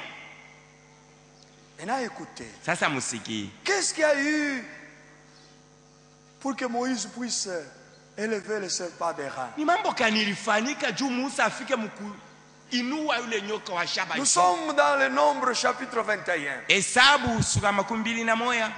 Vous pouvez lire à partir du verset 8. Unaweza kusoma mstari ya 8 kuanzia pale. Les enfants d'Israël murmuraient contre Dieu, contre Moïse. Batoto wa Israeli balinungunikia Mungu na Musa. Alors Dieu avait envoyé des serpents brûlants. Mungu akatuma bale banyoka ya nsumu. Et les serpents commençaient à mordre les gens. Bale banyoka bakaanza kuumiza watu. D'un venin mortel. Sumu ilianza kuleta lufu. Quand les gens constataient Wakati watu qu'ils walivumbura étaient en train de mourir, akabeko na kufua. ils sont retournés à Moïse. Bakaudia mbio kwa Et ils ont Musa. dit, Bakasema nous avons péché contre Dieu. tulimtendea Mungu Nous avons dhambi. péché aussi contre toi. Kutendea na wewe Prie dhambi. pour nous, Omba juu pour que yetu. Dieu puisse enlever les Juu serpents. Mungu aondosha banyoka. Moïse commença à prier pour eux. Musa akaanza kubaombea. Et Dieu dit, Mungu akasema fais seulement un serpent d'airain. ufanye tu nyoka wa shaba. Et tu vas le mettre sur une perche. Umweke pamuti. Tout celui-là qui sera mordu, Ule wote ataumizwa. en regardant vers le serpent Wakati tu d'airain, atangalia ule nyoka wa shaba il sera guéri. atapona. Pourquoi le serpent d'airain? Juu ya nini balinua nyoka wa shaba? Airain signifie jugement divin. Shaba maana yake kusema hukumu ya Mungu. Le serpent d'airain Ule nyoka wa shaba signifie que Dieu avait condamné le serpent depuis le jardin d'Éden. inaonesha sasa Mungu alipataka kuhukumu nyoka tokea mule bustani ya Edeni. Et tous ceux-là qui regardaient au serpent d'airain, Bale bote walikuwa wanaangalia kule nyoka wa shaba ils étaient guéris. balipataka kupona. Maintenant, Jésus-Christ Sasa Yesu Kristo devait être élevé na yeye alipasha ainuliwe, sur la croix. bampandishe pa msalaba. Avec quiconque regarderait à lui, Hivyo wote atamwangalia pale pa msalaba puisse avoir la vie éternelle. apate kuwa na bushimo wa milele. Jean chapitre 3 verset 16. Yohane sura ya 3 mstari ya C'est 16. une écriture que tout le monde récite. Ni andiko bantu wote banaisemaka. Mais ils récitent sans comprendre cela. Beko naisema bila kuielewa. Nous voulons comprendre ce que Jésus a fait pour nous. Tunapenda njoo kuelewa kile Yesu alifanya juu yetu. Oh, Dieu a tant aimé le monde. Oh, beko nasema Mungu alipenda Il a donné dunia. son fils unique. Alitoa mwana wake wa pekee. Que quiconque croit en lui Hivi mtu wote atapomwamini ne puisse pas périr, asikufe, mais puisse avoir la vie lakini éternelle. akuwe na bushimo wa On milele. récite ça partout. Beko naisema fwashi Est-ce que yote. les gens comprennent ce que Jésus a fait pour eux? Je, batu banaelewa kile Yesu alifanya juu yabo? Jésus fut mis sur la croix. Yesu alimpandisha pa msalaba. Toi et moi, We na mimi. le monde entier, Dunia yote comme mzima. la Bible le Vile dit, dunia Biblia le inasema salaire du péché c'est la mort. shahara ya zambi ni lufu. L'homme qui pêche mourra. Nafsi inayotenda zambi njoo ile itakufa. Nous avions péché Pia tulitenda en zambi venant dans ce monde. wakati tulikuwa mu hii dunia. Par notre première Kwa naissance, kuzaliwa kwetu kwa nous kwanza sommes déjà condamnés. tunaisha njoo Nous hukumiwa. sommes nés dans le péché. Tulizaliwa muzambi. Nous sommes venus dans ce monde proférant le mensonge. Tunaingia mu hii dunia tukunasema bongo. Il n'y a pas de beau à nous. Ndani yetu hamuna Nous kizuri. sommes déjà condamnés. Tunaisha hukumiwa. Mais Dieu Sasa Mungu pour son grand amour qui nous a aimés. Kwa ajili ile mapendo mkubwa alitupenda nayo. Dieu avait fait un plan pour le salut. Mungu afanyika mapu ya wokovu. Et ce plan Na ile mapu était que Dieu devait devenir chair. ni ya kuwa Mungu alipasha kuye mutu. Dieu lui-même Mungu ye moya devait venir alipasha kuye pour racheter l'humanité qui était tombée depuis le jardin d'Éden. jua kombole mutu ule alianguka tokea mna bustani ya Edeni. Dieu devient un homme. Mungu akakuwa mutu. Je dois aussi dire cela Napasha kusema vile à haute voix. kwa kulalamika nguvu. Comme je vous ai dit, Sabla nilionyesha que Ésaïe 40 verset 8, Isaya makumi nane c'était Jéhovah qu'on parlait là-bas, munane Yehova iko nasema pale que la parole de notre Jéhovah ya kwa neno ya Yehova wetu subsiste éternellement. iko ako milele. Quand Jésus vient, Wakati Yesu anakuya il dit que les cieux et la terre passeront, anasema mbingu na dunia itapita, mais mes paroles maneno yangu mie ne passeront pas. yo haitapita. C'est lui le grand Jéhovah. Ye Yesu nje Yehova mkubwa. Amen. Amina. Lui en tant que Dieu, Ye Yesu sa Mungu. Dieu en tant qu'esprit, pardonnez-moi, Munihurumie. Mungu sawa roho il ne pouvait pas mourir. angeweza Parce kufa que Dieu est esprit. sababu Mungu yeye ni roho. En tant qu'esprit éternel, il ne pouvait pas mourir. Sa roho ya milele hawezi kufa. Maintenant, pour sauver l'homme, Sasa juu ya yeye kokoa mtu, Dieu devait faire un corps de chair. Mungu alipasha kufanya mwili moya ya muntu. Nous tous, nous sommes nés Sie bote tulizaliwa tuzaliwa kwa mwanamke na mwanaume. entre l'homme et une femme. Tuzaliwa kwa mwanamke na mwanaume. Vous dites comment ça? Entre l'homme et une femme? De l'union d'une femme Ah, et un homme. nous sommes nés par sexe. Tulizaliwa kwa kupatana mumwili. Nous ne devons même pas passer par à côté. Nous sommes nés par sexe. Ni kupatana kwa mwanaume na mwanamke ndio tunazaliwa. Et nous sommes condamnés déjà. Na pale tunaisha hukumiwa. Mais lui, Sasa yeye Yesu pour nous sauver, ndio atuokoe. il devait venir prendre un corps sans péché. Alipasha ingia mumwili ya sho zambi. Il devait naître comme nous, Alipasha zaliwe sawa mais si, hors du péché. lakini bila zambi. Amen. Amina. Il était né par la Vierge Marie. Aizaliwa kwa njia ya Bikira Marie Maria. n'avait pas connu d'homme. Maria hakujuaka Marie avait mwanaume. reçu seulement la parole. Alipokeaka tu neno ya Mungu. Marie avait cru. Akaamini Elle était enceinte. na akachukua Sans mimba connaître un homme. bila kupatana na mwanaume. Ce qui était en Marie Ile ilikuwaka ndani ya Maria était divin. nilitokea kwa Mungu. Et il donna naissance au Fils de Dieu. Akazala mtoto wa Mungu. Jésus Yesu était le sauveur du monde. yeye ndio alikuwa mwokozi wa Ce que dunia. nous lisons en Matthieu chapitre 1 verset 18. Mathayo 8:18. Maintenant pour nous sauver, Sasa juu yeye kutuokoa, il devait mourir pour nous à la croix. ilipasha kufe juu yetu pale pa msalaba. Quand vous lisez Isaïe chapitre 54, Isaya 54 mkisoma pale, lisons tusome hiyo rapidement. kwa haraka. Dieu va nous aider ce matin. Ya asubuhi Mungu atatusaidia. Isaïe 53. Isaya 53.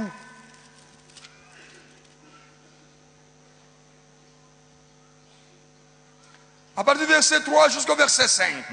Kuanzia mstari ya 3 mpaka mstari ya 5.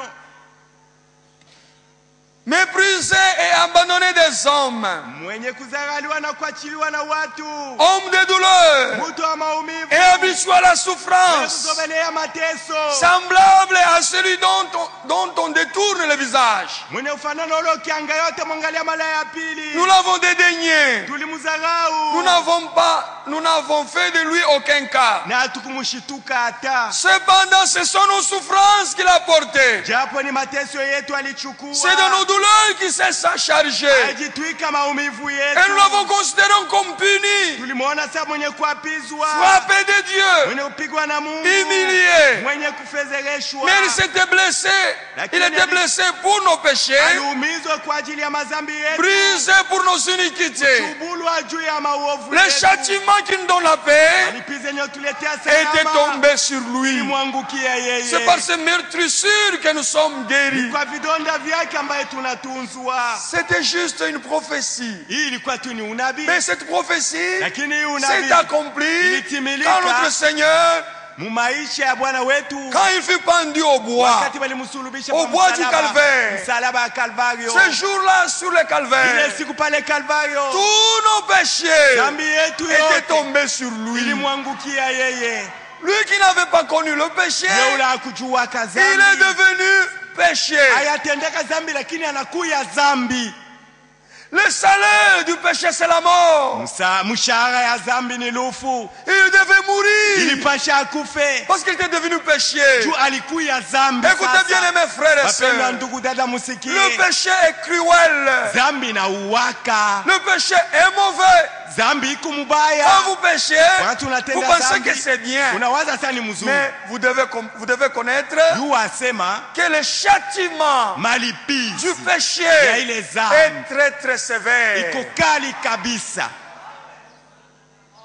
Tu ne peux pas t'en sortir après avoir fait tout ce que tu as fait. Kisha ufanye vile vyote ulifanya, sasa utaponyoka. Le jugement de Dieu t'attend. Hukumu ya Mungu iko na Tu kungojea, seras jugé. utahukumiwa, Dieu te Mungu condamnera. atakuhukumu, Tu rendras compte de utasambaka tout ce que tu as na fait. vile vyote ulifanya. Mais lui, Sasa yeye qui ne connaissait rien, alikuwa kayafanya dhambi, un homme juste, mtu wa haki, il a pris notre place. akabeba fuashi yetu, Tous nos péchés madhambi yetu yote étaient mis sur lui. bali mutwika yoye. Et la sentence Malipizi était qu'il devait mourir. ilisemewa ye anapasha akufe.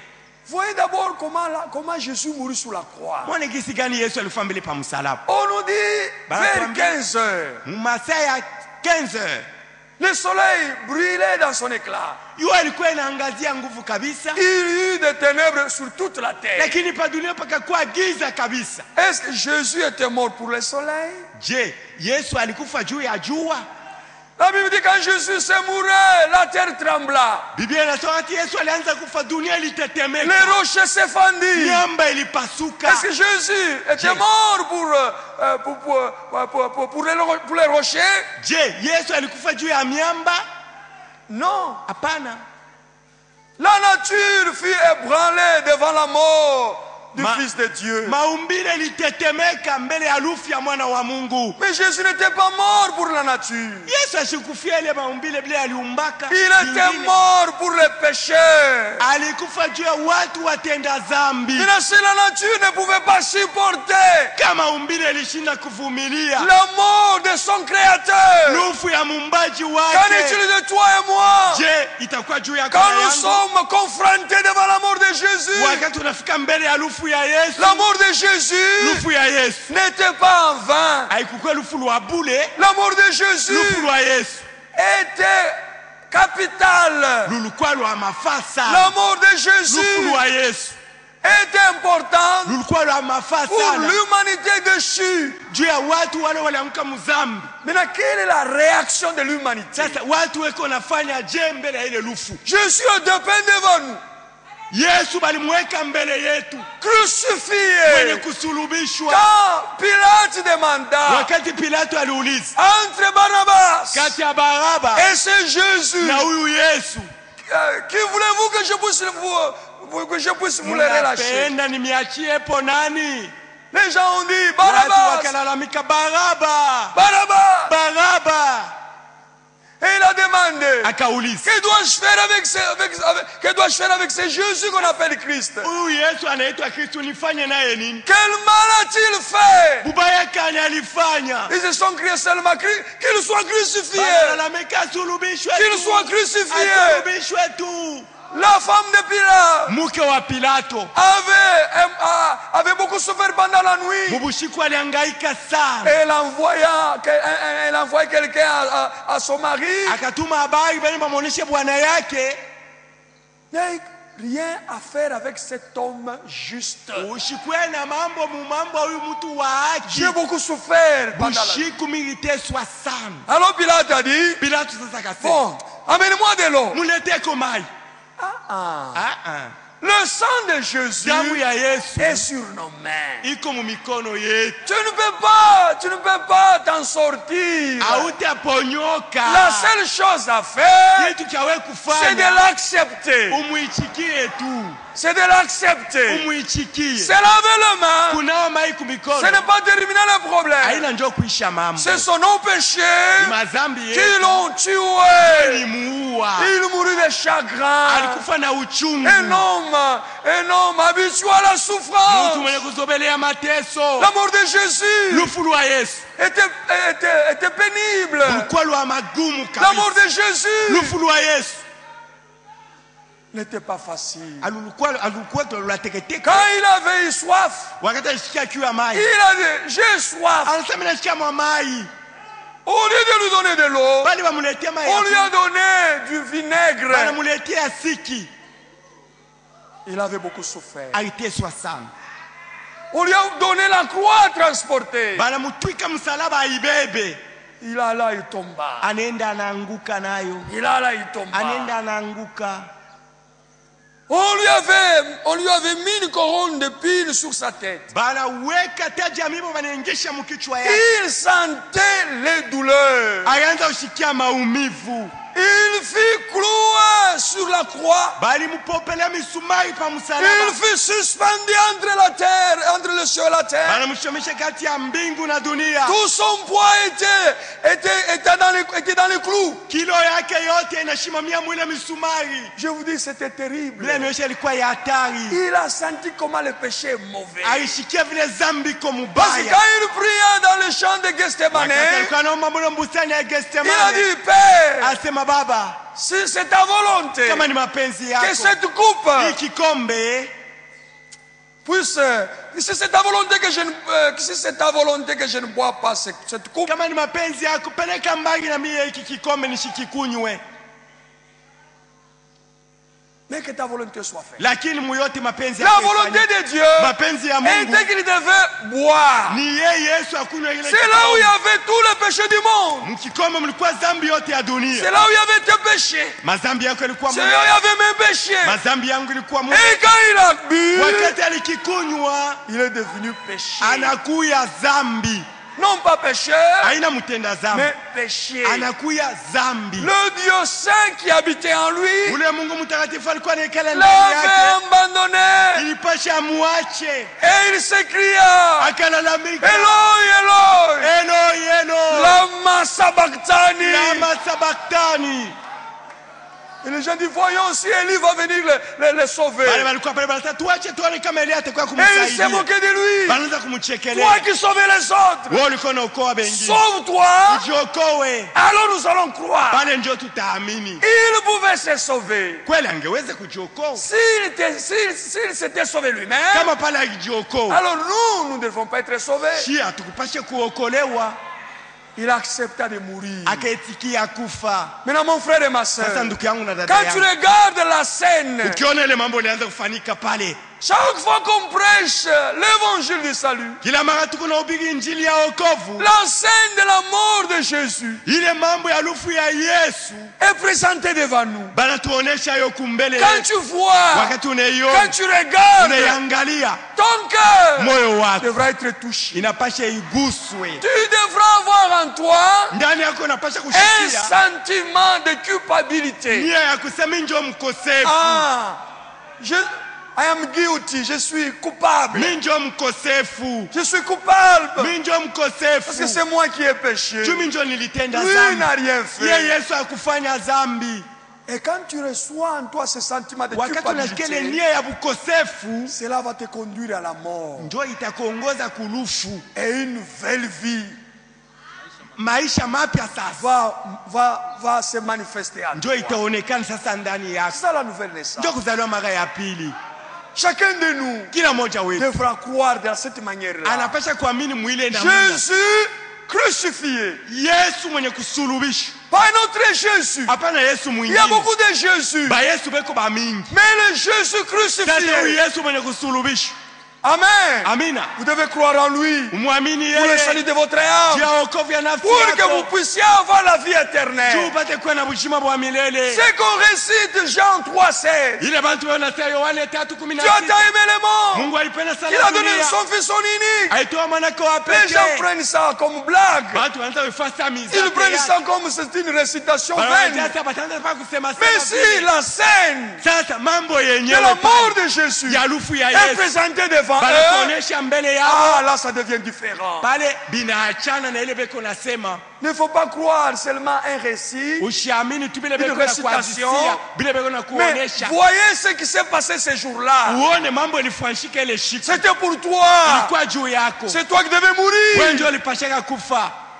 Un homme de 33 ans, Kiana wa umri ya miaka 13. on lui avait enlevé tous les habits, Banamtosha manguo yote. au point que le soleil Munamna jua qui brûlait, ilikuwa inaangazia, le soleil se retira. jua inakatala kuangaza. Il y eut des ténèbres sous la face de la Pa dunia yote paka kwa giza. Le soleil a refusé de brûler alors que son créateur était pendu nu sur la croix. Jua inakatala kuangaza juu muumbaji wake eko inatundikwa uchi pa Mais msalaba. là, si toi tu regardes, Sasa wewe kama et si unaangalia tu n'es pas ébranlé, autenke mroho est-ce que yako, quelque chose ne te dit pas hakuna kile que tu kinakuonyesha dois ndani mettre yako. fin à la vie du péché? Acha sasa maisha ya Est-ce que dhambi. quelque chose ne te dit pas Hakuna kile kiko nakuonyesha. que voilà l'amour de Dieu pour moi? Ona gisi gani Mungu Si alinipenda. lui n'était pas mort, Kama yange je kufa, devais être perdu. mimi ndio nilipasha kufa. Seigneur, j'accepte. Bwana nakubali. Regardez ces voleurs. Ona ule mwishi. Il y avait deux brigands. Palikuwa ba mwishi mbili. Quand Jésus mourut, Wakati Yesu alikuwa anakufa, crucifié l'un à gauche, l'autre moya à droite. kushoto, moya kuume. L'autre s'est moqué. Moya alianza Si kumchekelea. tu es le fils de Dieu, Weka njo mwana wa Mungu. sauve-toi. Ujiokoe Et mbele. Kisha sauve-nous na aussi. utuokoe shibe yenye Et l'autre lui msalaba. dit, Ule wa pili est-ce que toi anamwambia, tu ne crains pas Dieu? we aongope Mungu, Toi et moi nous sommes ici.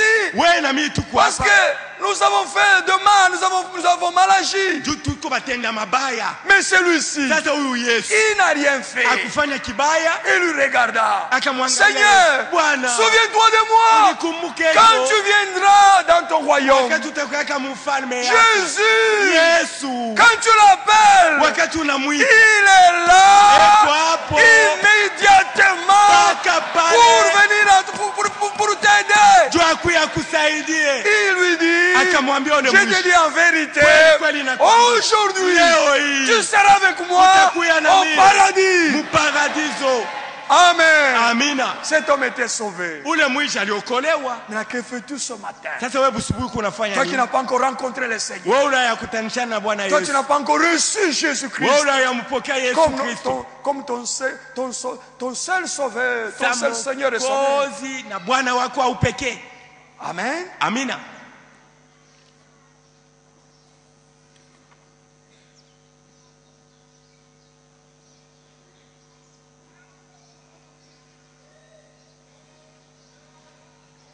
Nous allons terminer dans quelques instants, quelques minutes. Dakika kidogo hapa tutamaliza tu. Et nous allons faire un appel à l'autel. Tutaita watu wa kuamini. Maintenant écoutez. Sasa musikie. Lisons 1 Pierre chapitre Petro wa kwanza, 1. sura yake ya kwanza, tusome pale. Nous tendons vers la fin. Tunaanza kwenda na kumaliza. Écoutez bien aimés mes frères et sœurs. Bapendwa ndugu dada munisikie.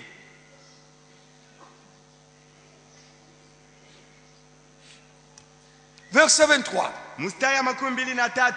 Puisque vous avez été régénérés, Sababu mulifanywa upya, non pas par une semence corruptible, haina kwa njia ya mbegu ya mais kuharibika, par une semence incorruptible, lakini ile mbegu yasiyokooza, par la parole vivante kwa ile neno yenye kuwa hai et permanente yenye kuwako de Dieu. ya Mungu. Quand on est né de nouveau, Wakati tunazaliwa mara ya pili, en croyant l'œuvre de Christ sur la croix, kuamini kazi ya Kristo pale pa msalaba, une nouvelle vie commence. maisha mapya inaanza ndani yako. Et on nous dit nous sommes nés de la parole de Dieu, Banatuambia tunazaliwa kwa njia ya neno ya Mungu, comme d'une semence incorruptible. sawa mbegu ya shokuoza. La parole de Dieu c'est une semence, Neno ya Mungu ni mbegu, pas une semence morte, haina saa mbegu ya kufwa, mais une hapana. semence vivante, Yo ni mbegu yenye kuwa hai, permanente yenye kuwa hapo de Dieu. ya Mungu. Maintenant écoutez. Sasa mshiki. Car toute chair est comme l'herbe. Maana kila mtu eko sawa vile liani. Et toute sa gloire comme la fleur de l'herbe. Na utukufu ya mtu yote eko sawa vile ua ya liani. L'herbe sèche. Liani kuna kauka. La fleur tombe. Liua inaanguka. Mais la parole du Seigneur Lakini neno ya Bwana demeure éternellement. inadumu milele. Et c'est cette parole. Na hii neno Et c'est celle qui vous a été annoncée par l'évangile. bali tutangazia kwa njia ya Injili. Mon frère, ma soeur, Ndugu yangu na dada nous yangu, sommes privilégiés tuko bantu benye raha d'écouter la parole de vie. vya kusikia neno ya La uzima, parole de Dieu neno ya qui Mungu demeure éternellement. inayodumu milele. Toutes choses sont passées. Vitu vyote vitapita, Le ciel et la terre passeront. mbingu na dunia vitapita, Toutes les fausses doctrines mafundisho yote ya bongo passeront. itapita, Tout faux enseignement. mafundisho yote ya bongo Passera. itapita.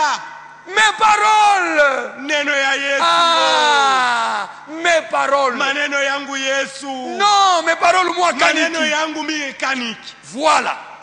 Les paroles de n'importe quel prédicateur Maneno ya mhubiri wowote passera. nayo itapita. Dites Amen. Museme amina.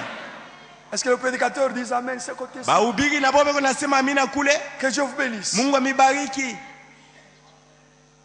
Le ciel et la terre passera. Mbingu na dunia vitapita. La parole de Dieu demeure Neno éternellement. ya Mungu yo inadumu milele. Nous devons seulement Tunapashwa tu prêcher la parole de Dieu kuhubiri neno ya Mungu qui demeure éternellement. yo yenye kudumu milele. C'est cette parole que les apôtres ont prêchée. Njo ile bamitume balihubiri, C'est ce que nous devons aussi prêcher. njo ile na shi tunapasha kuhubiri. Tout homme devrait être reconnu comme un menteur. Mtu wote atambulikane kwa muongo. Moi, je suis un menteur. Mika niko Mais muongo. Dieu seul Mungu peke est yake vrai. njo wa kweli. Sa parole Neno est yake vraie, ni est ya- ni vraie. kweli. Voilà ce que nous devons croire. Njo ile tunapasha kuamini. Je vous invite inclinons nos têtes. Tukunjamishe vichwa shie bote mkanisa. Bien-aimés frères et sœurs, Mpendwa ndugu dada, nous nous tenons devant Dieu ce matin. hii asubuhi tunapatikana mbele ya Nous Mungu. avons suivi la prédication ce matin. Hii asubuhi tunafuata mahubiri ya neno ya Mungu. On nous a dit, Banatuambia nous sommes comme de l'herbe. tuko sawa vile liani tu.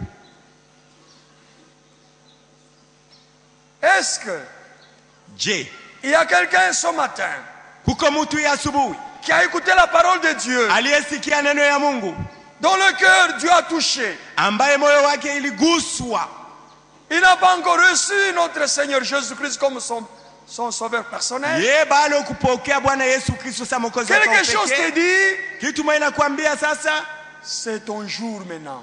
hapa sasa ni siku yako weye. Il ne faut pas hésiter. Usisite, Tenez-vous debout simama bwima, pour donner votre vie au Seigneur. juu mkabule Bwana maisha yako. Et la Bible dit, Na Biblia inasema ceux qui ont cru, wale walioamini ils furent baptisés balibatizwa au nom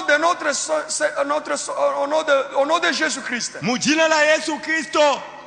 Est-ce qu'il y a quelqu'un ce matin? Je, asubuhi kuko mutu, La parole de Dieu a touché son cœur. neno ya Mungu ligusa moyo wake, Il veut la vie éternelle. anapenda kupata uzima wa Il veut milele, donner sa vie au Seigneur. anapenda kumupatia Bwana maisha yake. Gardons nos cœurs, nos têtes inclinées. Kanisa, tukunjamisheni vichwa. Si tu es là, mon frère, avance. Ndugu yangu, wewe kama uko hapa kuya Nous avons kukumbele, un frère ici devant, que Dieu soit loué. tukuna ndugu huku mbele. Mungu asifiwe. Dieu t'appelle. Mungu eko na kuita, Dieu t'appelle. Mungu anakuita. Merci, frère. Asante ndugu. Est-ce qu'il y a un autre frère? Je, kuko ndugu mwingine? Est-ce qu'il y a une autre sœur? Dada eko ako, La Bible dit, Biblia inasema aujourd'hui, leo hii si vous entendez sa kama voix, unasikia sauti yake, n'endurcissez pas votre cœur. usifanye moyo wako mgumu. Acceptez Jésus-Christ Kubali Yesu comme Kristo votre sauveur. sa mwokozi Il y a un wako. deuxième frère, que Dieu soit Wa pili loué. anakuya, Mungu asifiwe. Qui d'autre ce matin? Nani mwingine hebu Qui subuhi? d'autre ce Nani matin? mwingine hebu subuhi? Ne quittez pas cet endroit Usie comme vous êtes venu. wakati ulikuya hapa, Il y a un troisième Usitoke vile frère. ulikuya. Que Dieu Ndugu soit loué, mwingine nous avons un ana- troisième frère. naona ndugu watatu. Ne rentrez pas chez vous comme vous êtes venus. Ushuhudie kwako mpaka vile ulikuya. Acceptez Jésus-Christ Kubali Yesu comme Kristo votre sauveur. sa mwokozi wako. Vous aurez la vie Bado éternelle. utapata buzima bwa La vie milele. éternelle est en Christ. Buzima bwa milele buko ndani ya En Kristo. croyant seulement. Wakati tu unaamini. Il n'y a pas d'autre chose qu'on vous demande. Hakuna kingine On vous wanakulomba. demande seulement de croire. Mambo ni wewe uamini tu. Nous avons un quatrième frère. Ndugu wa aina Nous avons naongezeka. une sœur. Dada moya Que Dieu soit anakaribia. loué. Mungu Et s'il y asifiwe. a quelqu'un d'autre, Je, kuko mwingine? si Dieu a touché votre cœur, Kama Mungu anagusa moyo si Dieu wako. vous en parle ce matin, Kama hivi asubuhi Mungu anasema venez nawe. accepter Jésus. Kuya, kubali Que Dieu vous Yesu. bénisse ma soeur. Mungu akubariki Que Dieu vous dada. bénisse. Avancez. Kuya kukumbele. Avancez. Kuya kukumbele. Alors que je retourne la chair au pasteur. Naachia pastor kiti ya Pour nous mahubiri. conduire. Jua tuongoze. Venez, venez. Mukuye. Venez au Seigneur. Mukuye kwa Bwana C'est Yesu. Jésus qui vous appelle. Yesu njeko na miita.